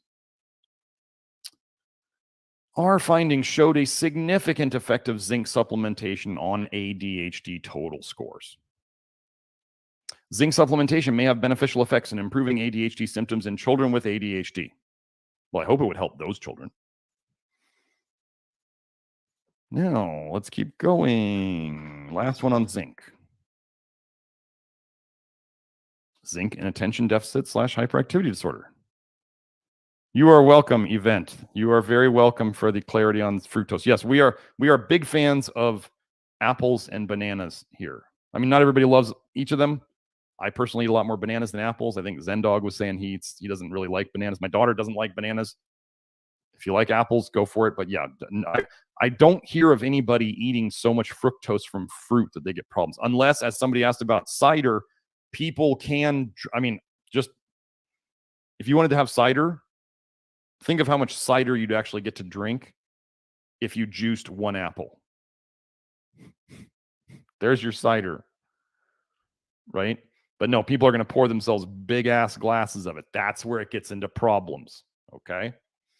So it's just dose. It's just dose dependent. So like juicing is like the best way to overdose on fruit.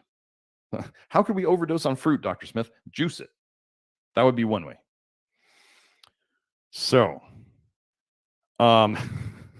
numerous controlled studies report cross-sectional evidence of lower zinc tissue levels. Oh, we've got in the blood, in the red blood cells, in the hair, in the urine, and in the nails. Seems like you can confirm they're pretty low in zinc, right? In children who have ADHD compared to normal controls and population norms. A few studies show correlation of zinc level with either clinical severity or change thereof in response to stimulant or chemical challenge. 2 placebo-controlled trials, one of zinc monotherapy, the other of zinc supplementation of methylphenidate. So they're giving them speed, right? And then they give them zinc. And then they saw better results in the ones that got zinc. Reported significant benefit. Okay, I think that's it on this one. So zinc, what do we have now? Zinc and magnesium. We go over those a couple times, at least every week, right? So let's go into magnesium. First of all, Joe, you may want to put this up. I did a whole episode on topical magnesium. Whole episode. Hopefully Joe will put that up. And then we make a magnesium lotion that has twice as much magnesium in it as the other leading brands. It's a really good lotion too. My buddy's actually working on a testimonial because he said he used I think 3.5 squirts last night or the night before, and his sleep tracker. He said it was the best he's had in a month, and he slept all the way through the night. And that was a really big deal to him. So I've got him tracking his sleep numbers all week, and he wants to sell it in his gym as soon as he can. So here we go. From another magnesium study, the random effects meta-analysis showed that subjects with ADHD had a 0.105 millimoles per liter lower serum magnesium levels compared to their healthy controls. Okay. Was there another one on that? No, I think that was it.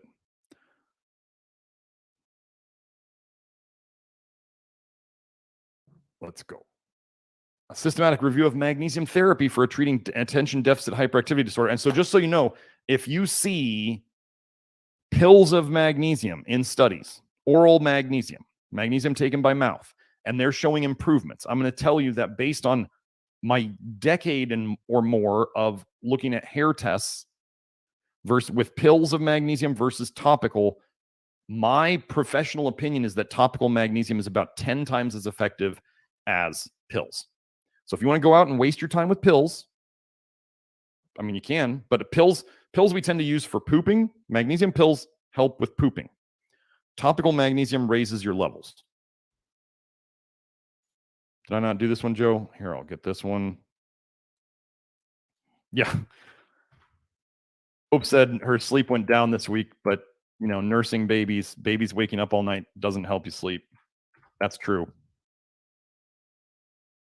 So they're using magnesium, a systematic review of magnesium therapy for treating attention deficit hyperactivity disorder. This is just one mineral. These studies supported that magnesium is effective for treating ADHD. One mineral. Now, just imagine if you got your zinc right and your magnesium right, and you were detoxing vitamin A, and you were getting rid of copper, and you stopped eating the PUFA, or you minimized your PUFAs and your added sugars, and you did all the things that we talk about. And yet these studies are showing improvements with just one of the pieces. We don't ever just do one thing. We are not one-trick ponies here. We systematically attack a problem from all the angles. Stop putting poisons in. Put more good stuff in. Sounds easy, right? I mean, it is easy. It's simple. It's not easy. There's multiple things to do. That's what the Love Your Liver program's for. You can find that at members.nutritiondetective.com. And here we go. So look at this. This is why if you're going out there and you're trying to run blood tests on yourself and you're like, but my level's normal. No significant group difference in serum magnesium levels was observed. So no difference in blood levels. Do you know that your body works very hard to keep your blood levels very stable? It will sacrifice magnesium elsewhere to keep your blood levels stable so it doesn't affect your heart and your brain. Okay? But when they looked at hair, wait, how do we assess hair, Dr. Smith? Or how do we assess magnesium in people? What do you prefer, Dr. Smith, to assess magnesium in people? Do you like blood or do you like hair? I don't waste my time and your money on doing blood tests for magnesium. I don't blood test serum magnesium. I don't blood test red blood cell magnesium. I do hair. What was found here, Dr. Smith? Magnesium content in hair was found to be reduced in children with ADHD and ADHD plus autism spectrum disorder compared to that in healthy controls by 11% and 15% respectively. Wait, you mean the multiple conditions were more deficient in magnesium than just one condition? Shocking. More deficient, worse conditions. This is really important. Urinary magnesium levels in children with ADHD plus autism spectrum disorder exceeded the control and the ADHD and the autism spectrum disorder values by 51%, 76%, and 65% respectively. They're pissing out their magnesium.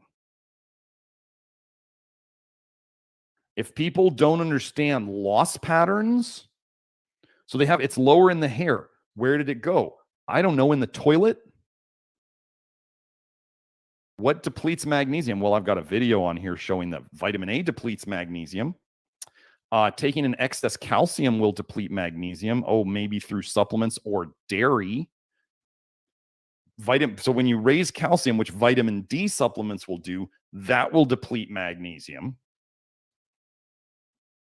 So what about all these moms giving their autistic kids cod liver oil? And the kids maybe get a little better at the start, but then they get worse and worse and worse over time. Or all these raw milk fanatics. Raw milk has a calcium problem. It has a vitamin A problem. It has a vitamin D problem. I don't care about all the raw stuff. I'm going after the most basic foundational stuff. Humans should not need to suckle from udders of other animals to be healthy. And why is it cows anyway? Are you speciesist? You should go suckle diverse animals. You see how stupid it starts to sound? Multiple regression analysis demonstrated that hair and urinary magnesium levels were considered as significant predictors of neurodevelopmental disorder complexity. So they have low hair magnesium,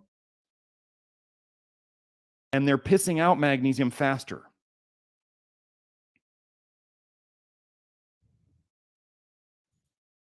These are just some fun individual studies.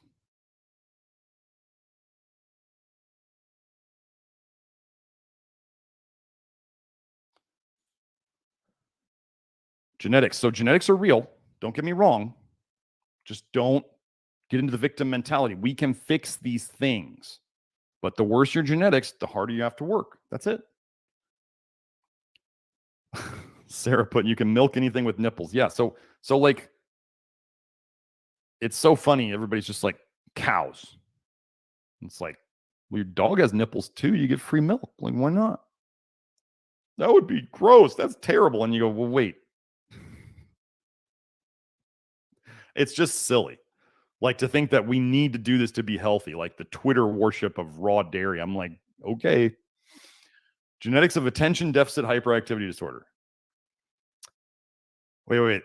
Decades of research show that genes play a vital role in the etiology of the cause of attention deficit hyperactivity disorder and its comorbidity happening together with other disorders. Family studies, twin studies, adoption studies show that ADHD runs in families. You want to know what runs in families? There's genetics. There's also what they become toxic in because they tend to do the same things and live in the same environment. And what they become deficient in because they generally eat the same things and you learn your eating patterns from your parents. So nature and nurture are both part of it. But when they do the adoption studies, that's where they can really start to show this. What did we talk about in terms of attention deficit? ALDH as a genetic part of your detox process that can very much not work very well, especially in Asians. But I grew up, my buddy, white friend, his sister had an allergy to alcohol. She would turn bright red if she had one drink. She had alcohol allergy is slow ALDH.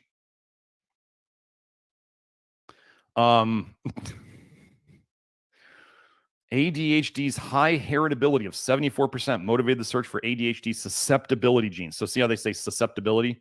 Victim mentality.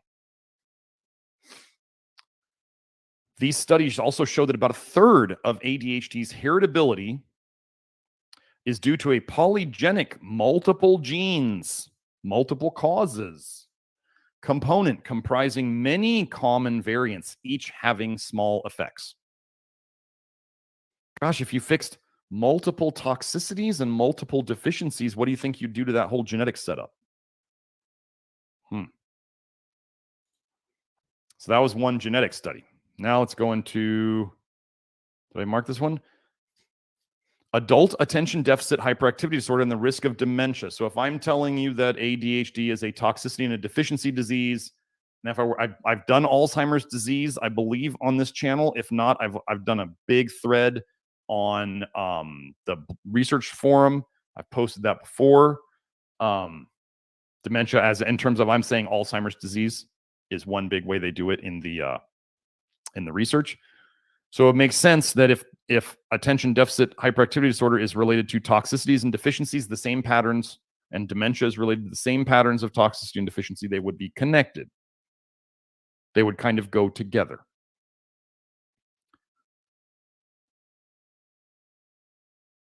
Conclusions and relevance.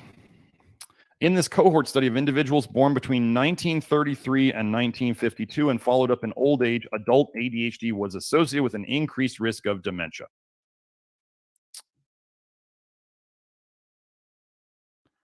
Now, diabetes, I have whole entire episodes on, I have a whole thread on diabetes and vitamin A toxicity on Twitter. And we already went over vitamin A and ADHD. I mean, diabetes is obviously connected to obesity, and I've been over obesity in terms of toxic bile theory and toxicities and deficiencies, and diabetes in terms of toxicities and deficiencies. Diabetics have twice as much bile in their blood as controls. Wait, so they're connected? The relationship between diabetes mellitus and attention deficit hyperactivity disorder, a systematic review and meta-analysis.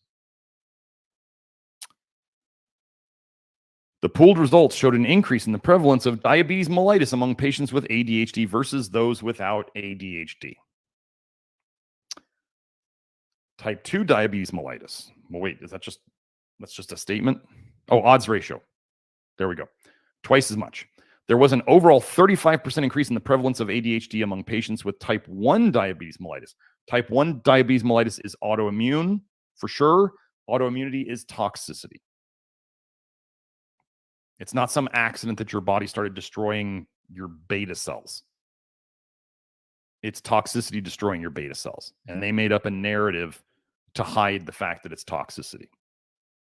Multiple people, there's now a kid and another adult on Grant's forum who they were type 1s, they got completely off of insulin.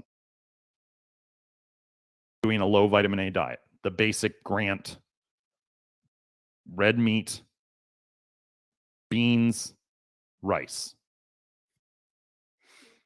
The gentleman who did it, the adult who did it, he was concerned at the end that the amount, I think he was doing red meat and white rice. He was concerned at the end. I don't suggest doing tons and tons of rice because arsenic is an issue in rice.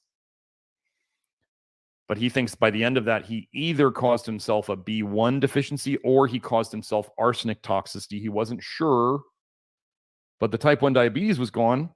So the thing to always remember, you can always relieve one problem and cause another. This is what we're trying not to do here. So our study revealed the bidirectional, both ways, associations between ADHD and diabetes mellitus. Patients with ADHD and type 1 diabetes mellitus comorbidities were more likely to have poorer diabetes control. They're more toxic. Here's a fun one. Mobile phone use, blood lead levels, and attention deficit hyperactivity symptoms in children, a longitudinal study. I'm going to tell you, your mobile phone is making you lose your attention span simply by using it. I'm not going to say I'm not going to use mine, but mobile phones are like designed to suck your attention and make you unable to pay attention to anything, except the ads, right? The purpose of this longitudinal study was to investigate the association between mobile phone use and symptoms of ADHD, considering the modifying effect of lead exposure. The ADHD symptom risk associated with mobile phone use for voice calls, but the association was limited to children exposed to relatively high lead. Conclusions. The results suggest that simultaneous exposure to lead and radio frequency from mobile phone use was associated with increased ADHD symptom risk. Although possible reverse causality could not be ruled out. We would never want to really just fully blame mobile phone use for anything, right? Or lead. Because then like the governments would be sort of responsible for allowing it to happen. Now, this is something new. I haven't gone over this much. But manganese, not magnesium. Manganese. So this one hasn't been published yet. This is a preprint. Manganese is bad for your liver. Superoxide dismutase, people will be like, but you need manganese to make manganese superoxide dismutase, and you need copper to make copper superoxide dismutase. What if the body's just making superoxide dismutase to protect you from the manganese and the copper? And you don't, if you don't have excess copper and manganese running around, you don't need it so much. Developmental manganese exposure causes lasting attention deficits accompanied by dysregulation of mTOR signaling. For those of you bodybuilders, you might be interested in that. And catecholaminergic gene expression in brain prefrontal cortex. This is a pretty straightforward statement here. Elevated manganese exposure is associated with attentional deficits in children and is an environmental risk factor for attention deficit hyperactivity disorder. We have shown that developmental manganese exposure causes lasting attention and sensory motor deficits in a rat model of early childhood manganese exposure. Let me tell you something, folks. We had a gentleman on the program who I like very much. I will not say his name, but he decided to go on a wheat germ experiment. I believe he was eating lots of wheat germ. I don't remember if he was taking the oil or not. But he started getting problems. And I didn't know to tell him to not do that at the start. I think he may have asked me at the start, and he said, it's kind of high in manganese. Is that a problem? And I said, I don't know. I mean, it's manganese is not good, but foods have manganese in them. So I didn't realize how much he was eating. And then he came to me later and he's like, oh man, that messed me up. That was a lot of manganese. And he's still fixing himself from it. Manganese causes, I didn't do this. Manganese. Oh, come on. Manganese. Cholestasis. Med.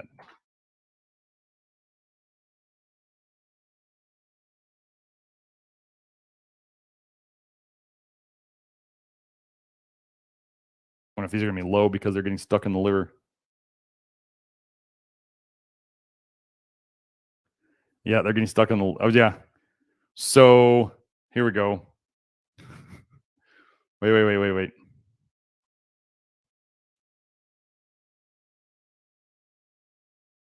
They don't really talk about this much here. But they're saying the manganese and copper levels in the primary biliary cirrhosis, that's cirrhosis, and primary sclerosing cholangitis, these are bile ducts that are closing shut because of scar tissue from the bile, differed significantly from that in the control group. I believe they're saying they're higher. We'll get to that in a second. The liver and the biliary tree form the main excretory excretion detox route of manganese and copper. Gosh, why would the body want to do that if copper and manganese are so good for you? Cholestasis, which is exactly what we talk about in toxic bile theory, can lead to the accumulation of these trace elements in the organism, resulting in toxicity to the basal ganglia of the central nervous system. That doesn't sound good now, does it?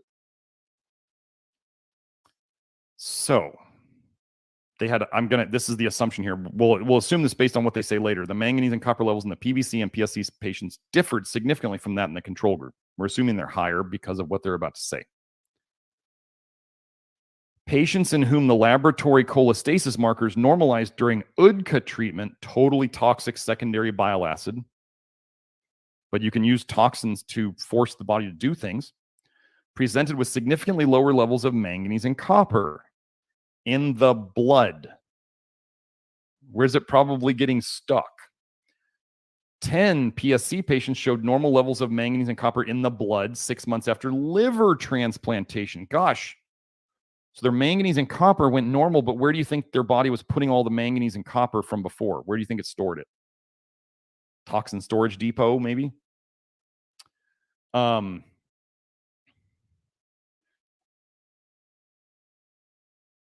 Yeah, so anyway, let me put this link in there. So manganese and copper cause cholestasis. It cause toxic bile leakage.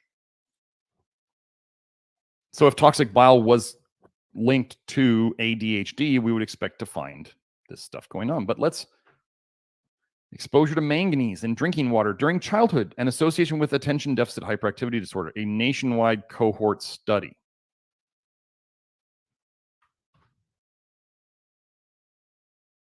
Manganese in drinking water, your tap water, may increase the risk of several neurodevelopmental outcomes, including attention deficit hyperactivity disorder. Folks, if you're being sold water filters with the BS marketing thing of it leaves the minerals in there, okay, you're getting the copper, you're getting the manganese, you're getting the iron, you're getting the calcium, you're getting the uranium, you're getting the arsenic, you're getting all the crap that's in tap water because the company wanted to tell you that you keep the minerals in it.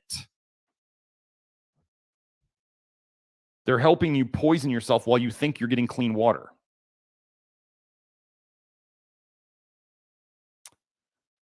Manganese in drinking water was associated with ADHD, specifically the ADHD inattentive subtype. Our results support earlier studies, so there was more than one, suggesting a need for a formal health-based drinking water guideline value for manganese.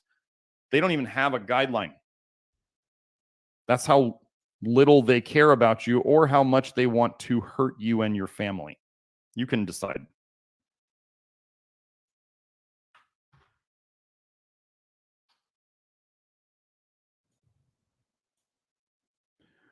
Manganese exposure, cognitive, motor, and behavioral effects on children. A review of recent findings.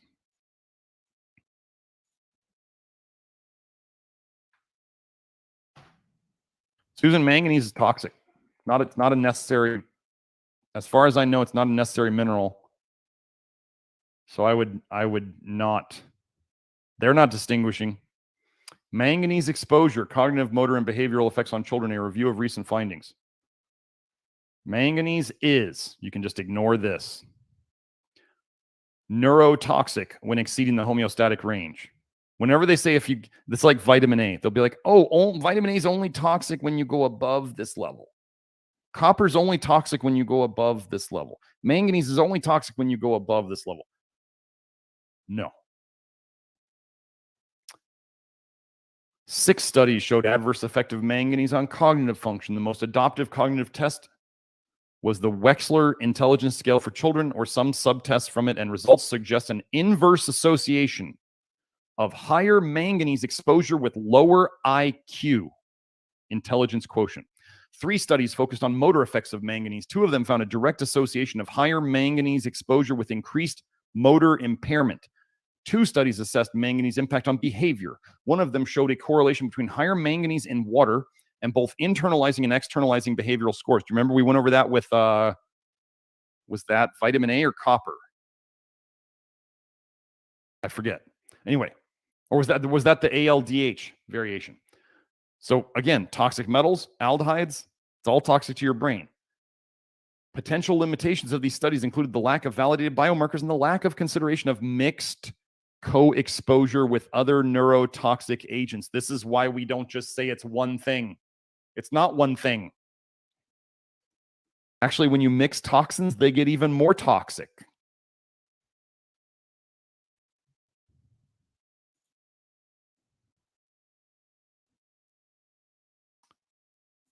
This was the study that I was thinking of with the I'm pretty sure this is the one with the drug naive versus the drugged kids. Manganese in children with attention deficit / hyperactivity disorder. Relationship with methylphenidate exposure.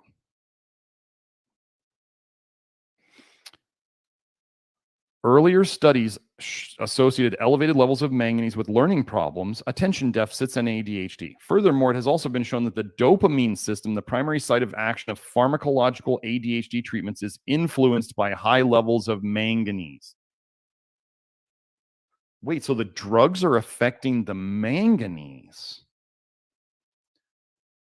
We assessed a group of children with ADHD and matched control children without psychopathology attending public schools in a southern Brazilian city and reported elevated serum blood levels of concentrations of manganese in treatment naive. These are the kids who have never been drugged. High manganese in ADHD kids who have never been drugged with ADHD compared to normal controls. Interestingly, children with ADHD receiving concurrent methylphenidate speed showed no difference in manganese serum levels versus controls. Where do you think that manganese went? Where do you think it's stuck? Where do you think it's building up? Hopefully you understand now. It didn't make less manganese come into these kids. It's probably not making them pee it out any faster. It's probably stopping it from coming out of the liver.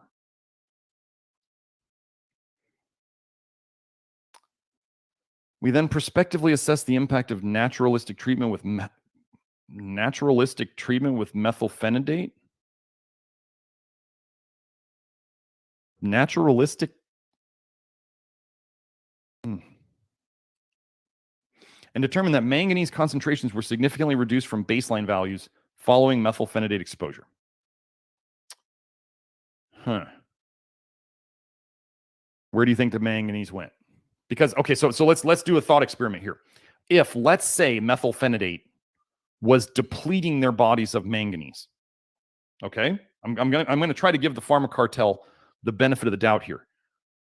If it was depleting the children of manganese in a good way, wouldn't the ADHD then get better and go away and they wouldn't need the medication anymore, right?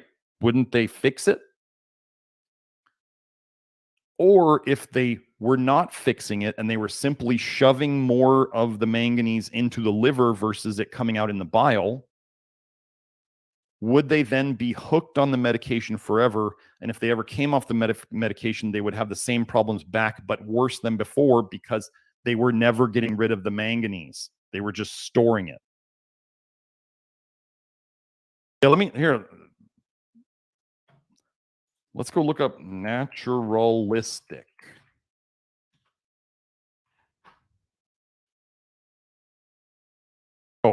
Oh, here we go. Imitating or producing the effect or appearance of nature. This would be like plastic surgery, right? Fake boobs. It's like imitating the appearance of nature, but not so good and really toxic. Yeah, so that's kind of like what we're doing.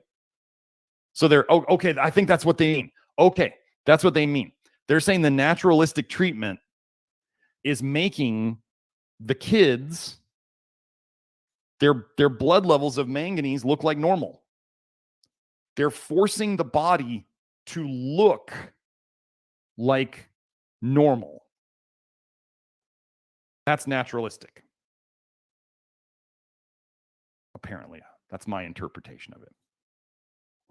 And the last one on manganese. Oh, we already went over this one. This is the one we did. So manganese, I think that's it. So let me pull myself up on the screen. Joe, you can probably, if you got me on the screen, you can probably take me off. Here, let's go into, where's my studio? There we go. Yes. Here, let me bring this back over. There we go. And okay. Oh, Val was saying encephalopathy is also associated with measles. Measles could just be the body detoxing vitamin A. This is actually, so this is very much like what I was talking about earlier, where it's they'll say measles has low serum retinol and it's a vitamin A deficiency state. what might the retinol be in the state of instead that they don't measure? Retinaldehyde, retinoic acid, all these other forms that they don't measure, and it's coming out of the skin and it's irritating the skin on its way out. So yeah, let me get to the super chats now. So I'm way over, but I knew this one was gonna be a long one because I wanted to test your attention skills. Sorry, I had to make a little joke. Joe, can you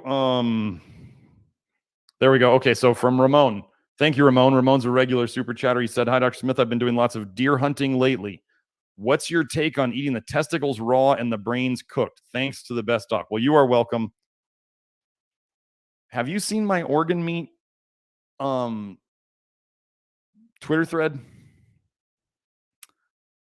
I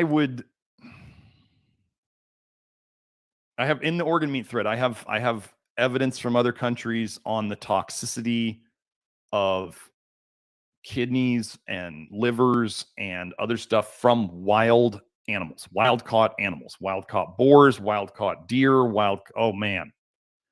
I don't trust. I honestly, if you don't know what things, I mean, you need to go do a search like the game and fish department and see if there's stuff that's been reported in your area. If you know there's toxic industries in your area, the animals are probably toxic. I would not just go trust them. Now, if you want to eat it, I mean, that's totally up to you. The organs do tend to collect more toxicity. There was the study of men in Spain who the more organ meats they consumed, and we can assume that the more organ meats people consume, they're typically talking about liver. But they specifically just grouped it all to organ meats. The more organ meats men in Spain consumed in that paper, their sperm did not move as well. I think they had lower sperm and the sperm did not move as well. So personally, I'm only eating muscle meat. I'm not eating brain. I'm not eating testicles. I'm not going to say whether it's safe or not because I'm not making a judgment call that I might be horribly wrong on to just say, "Oh, because it's a deer, you're okay." No. I can't say that without violating my first do no harm, if you will. So if you want to eat deer balls and deer brain, I mean, it's your life. If you don't do it very often, so we do want to think about dose dependence, right? If you don't do it very often, you may be just fine. But if you've seen my eating liver thread, there are cases where a child eating a couple bites of a fish liver sent them to the hospital. Same thing with an adult male. So one dose, it only takes one,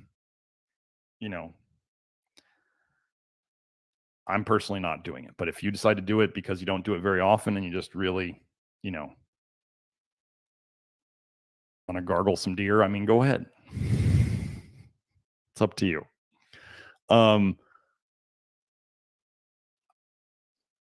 If you don't test the animal, if you don't have tests from animals in the area, you have no idea. That's just basically the way it is. They could be terribly toxic. They might be totally fine. Well, I mean, okay. What wild animals are going to be even fine in this day and age? I show, like I said, in that organ meat thread. Let me go find it. So Joe, don't show my screen yet. Let me find it.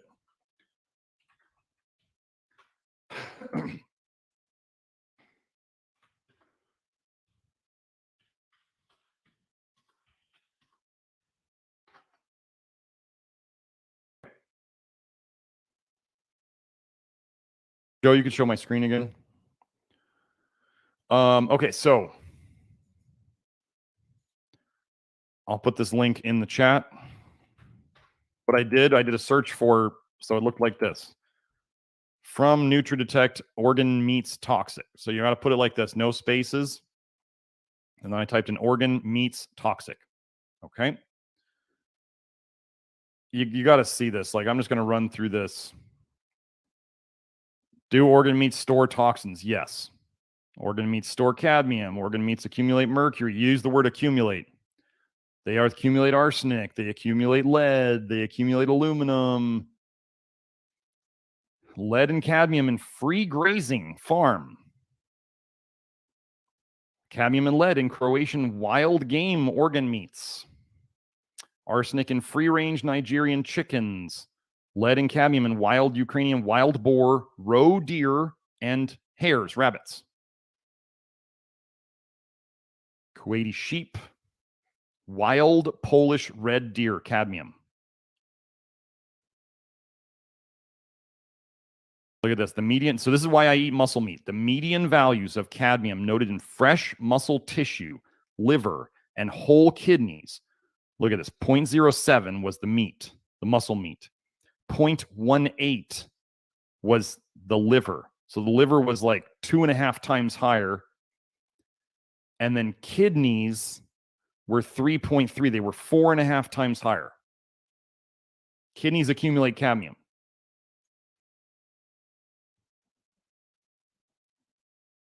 I'm sorry, that was not 4.5 times. Is that 45 times higher? Sorry, did I do my math wrong? Hold on. 3.3 divided by 0.07, that's got to be like, is that like 40? Is that 450 times higher? Somebody do that math.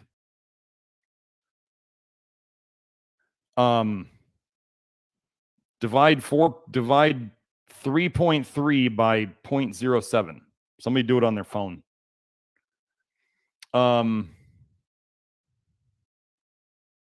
Yeah. I wouldn't be eating brains. I just wouldn't do it. Cadmium in Italians from organ meats. They looked at their blood. Oh, grass-fed from New Zealand. For organ meat products, which the New Zealand meat industry does not sell for human consumption, food safety standards exceedance was calculated in a few cases. So that's under grass-fed. Oh, Joe says it's 47 times higher. So I was wrong. Not 4.5 times, 47 times higher. Wild boar liver.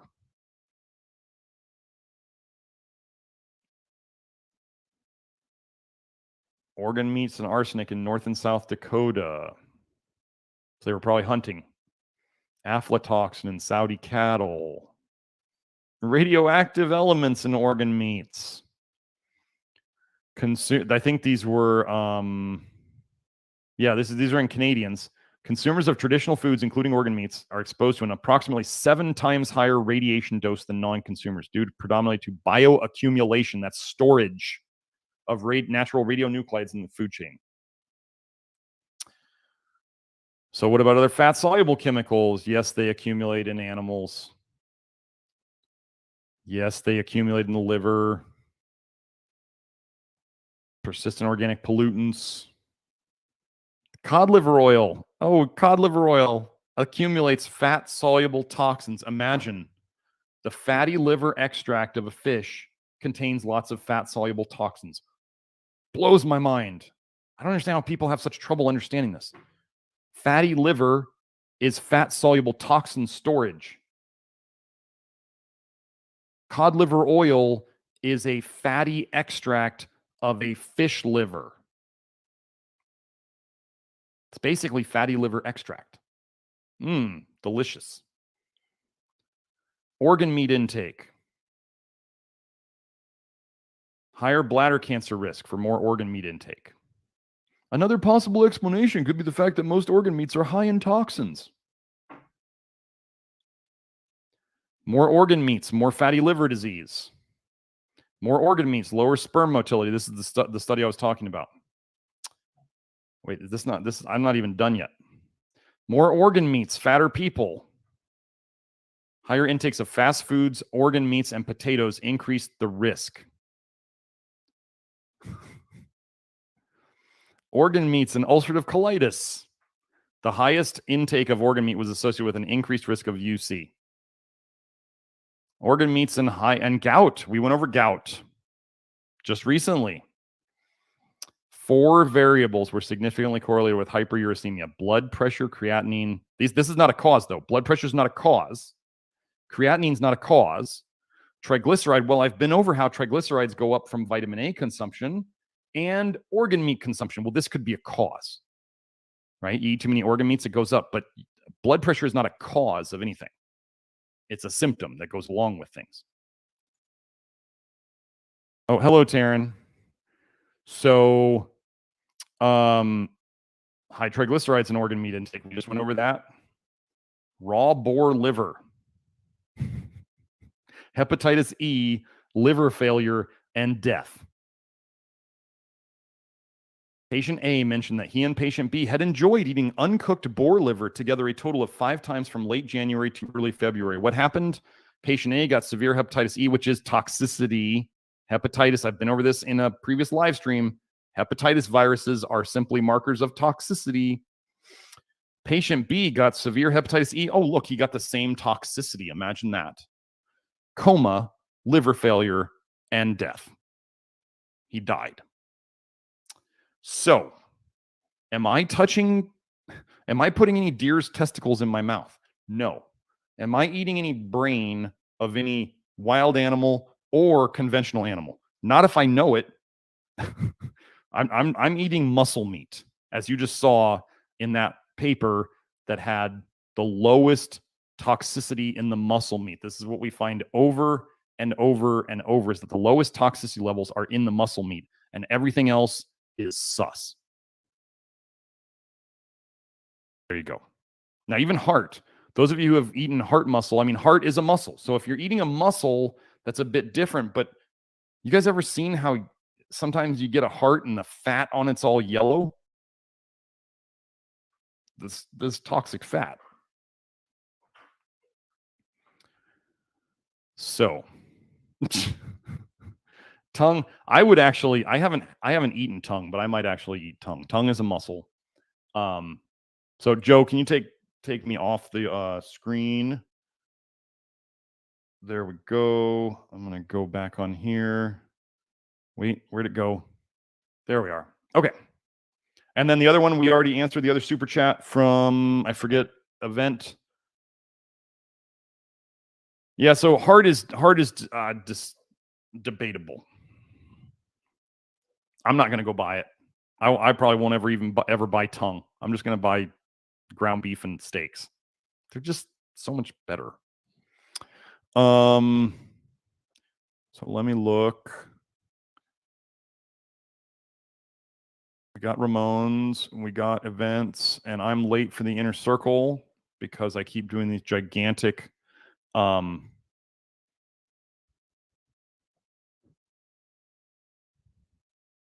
so no so I'm gonna go. Hope you all enjoyed that. I've got to pay attention. But yeah, these things, if you wanted to work on these things and help yourself fix these issues, you can look back through my live streams because I keep doing more and more health issues. Somebody was telling me yesterday, they said they came to my YouTube page and they were like, wow, you have so much content. And I was like, yeah, because it's all out there to get. But yeah, so 132 live streams in a row. We have not missed a week. I guess I'm not getting sick much. Pretty cool. Anyway, if you wanted to work with me directly to do the testing that I talked about, like when we talked about the hair testing and the zinc testing and the copper testing, and if you work in the testing and consultation package stuff with either me or Nathan, and we're soon to train Hope, who's in the chat very commonly. We're soon to train her to become another one of our practitioners. But anyway, not yet. We got to work on that. And it's possible I may do a training of blood test and hair test stuff and make it open to whoever wants to take it, because I think that if you're out there and you want to learn how to read a hair test and read a blood test, I don't think that should be limited to doctors alone. We may be opening that up to just everybody. So it's a possibility. Just watch this space for that information. But yeah, so if you want to do testing and consultation package with Nathan Weens, PA, or me, Those are available on the website. What does it include? It includes the hair test, includes the 4 blood tests that we do. It includes lifetime membership to the Love Your Liver program. So if you're ever thinking of joining the Love Your Liver program and you were wondering, should I get the package or should I join the program? Well, just know that you get a lifetime membership to the Love Your Liver program once you are a testing and consultation package client once. And then you get the consultation with Nathan or I. You get 6 months of access to the small group office hours to troubleshoot and help you with your issues that pop up along the way, or questions, or maybe you just need a little attaboy, keep going. That's cool too. And then, yeah, you get the treatment plan, the consult, and then the 6 months of support. So that's what we do there. And then if you just want to do the do-it-yourself thing, that's the Love Your Liver program. And there's 2,000 people in there who are all very helpful with answering questions and helping each other with their experiences and their anecdotes and their testimonials and all that stuff. It's a social media network in a way that's doing what social media was supposed to do, which is help other people, not just be a field for trolls. So, yeah, we don't take a lot of, just so you guys know, like, humor is always funny, but I take this job very seriously. I'm actually, some of you see it here when you hear me talking and I make jokes, because I can make them very obvious. I can make it obvious with my voice and whatever I'm saying that I'm joking. On the internet, words don't come across as jokes all the time, even if you put LOL. So I don't tend to joke very much in my writing, and I don't tend to joke very much on Twitter. And why? Because I don't want people to get confused.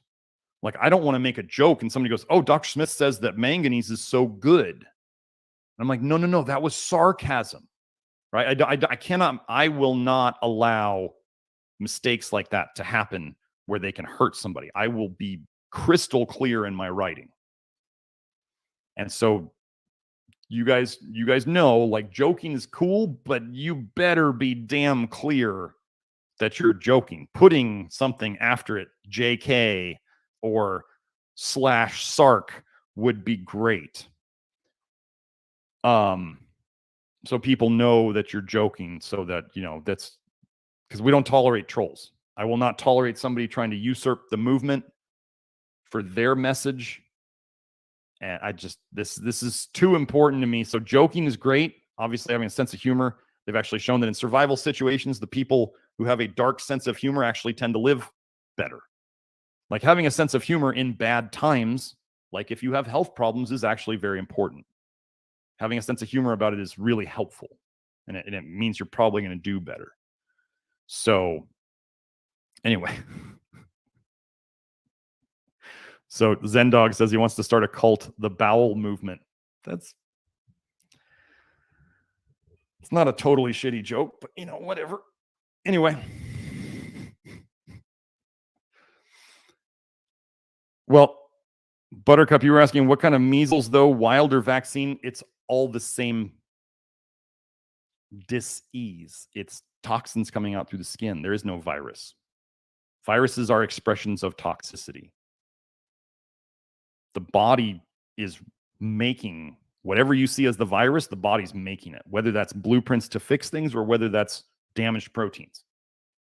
Whatever it is, it's a response to toxicity, whether it's damage or whether it's a blueprint manual.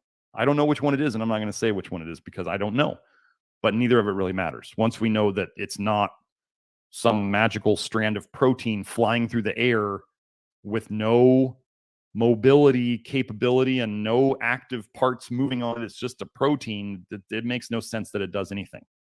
Unless it could be an instruction manual, because you can send instructions via protein. So those are just thoughts on what it might be. But virus theory is hot garbage.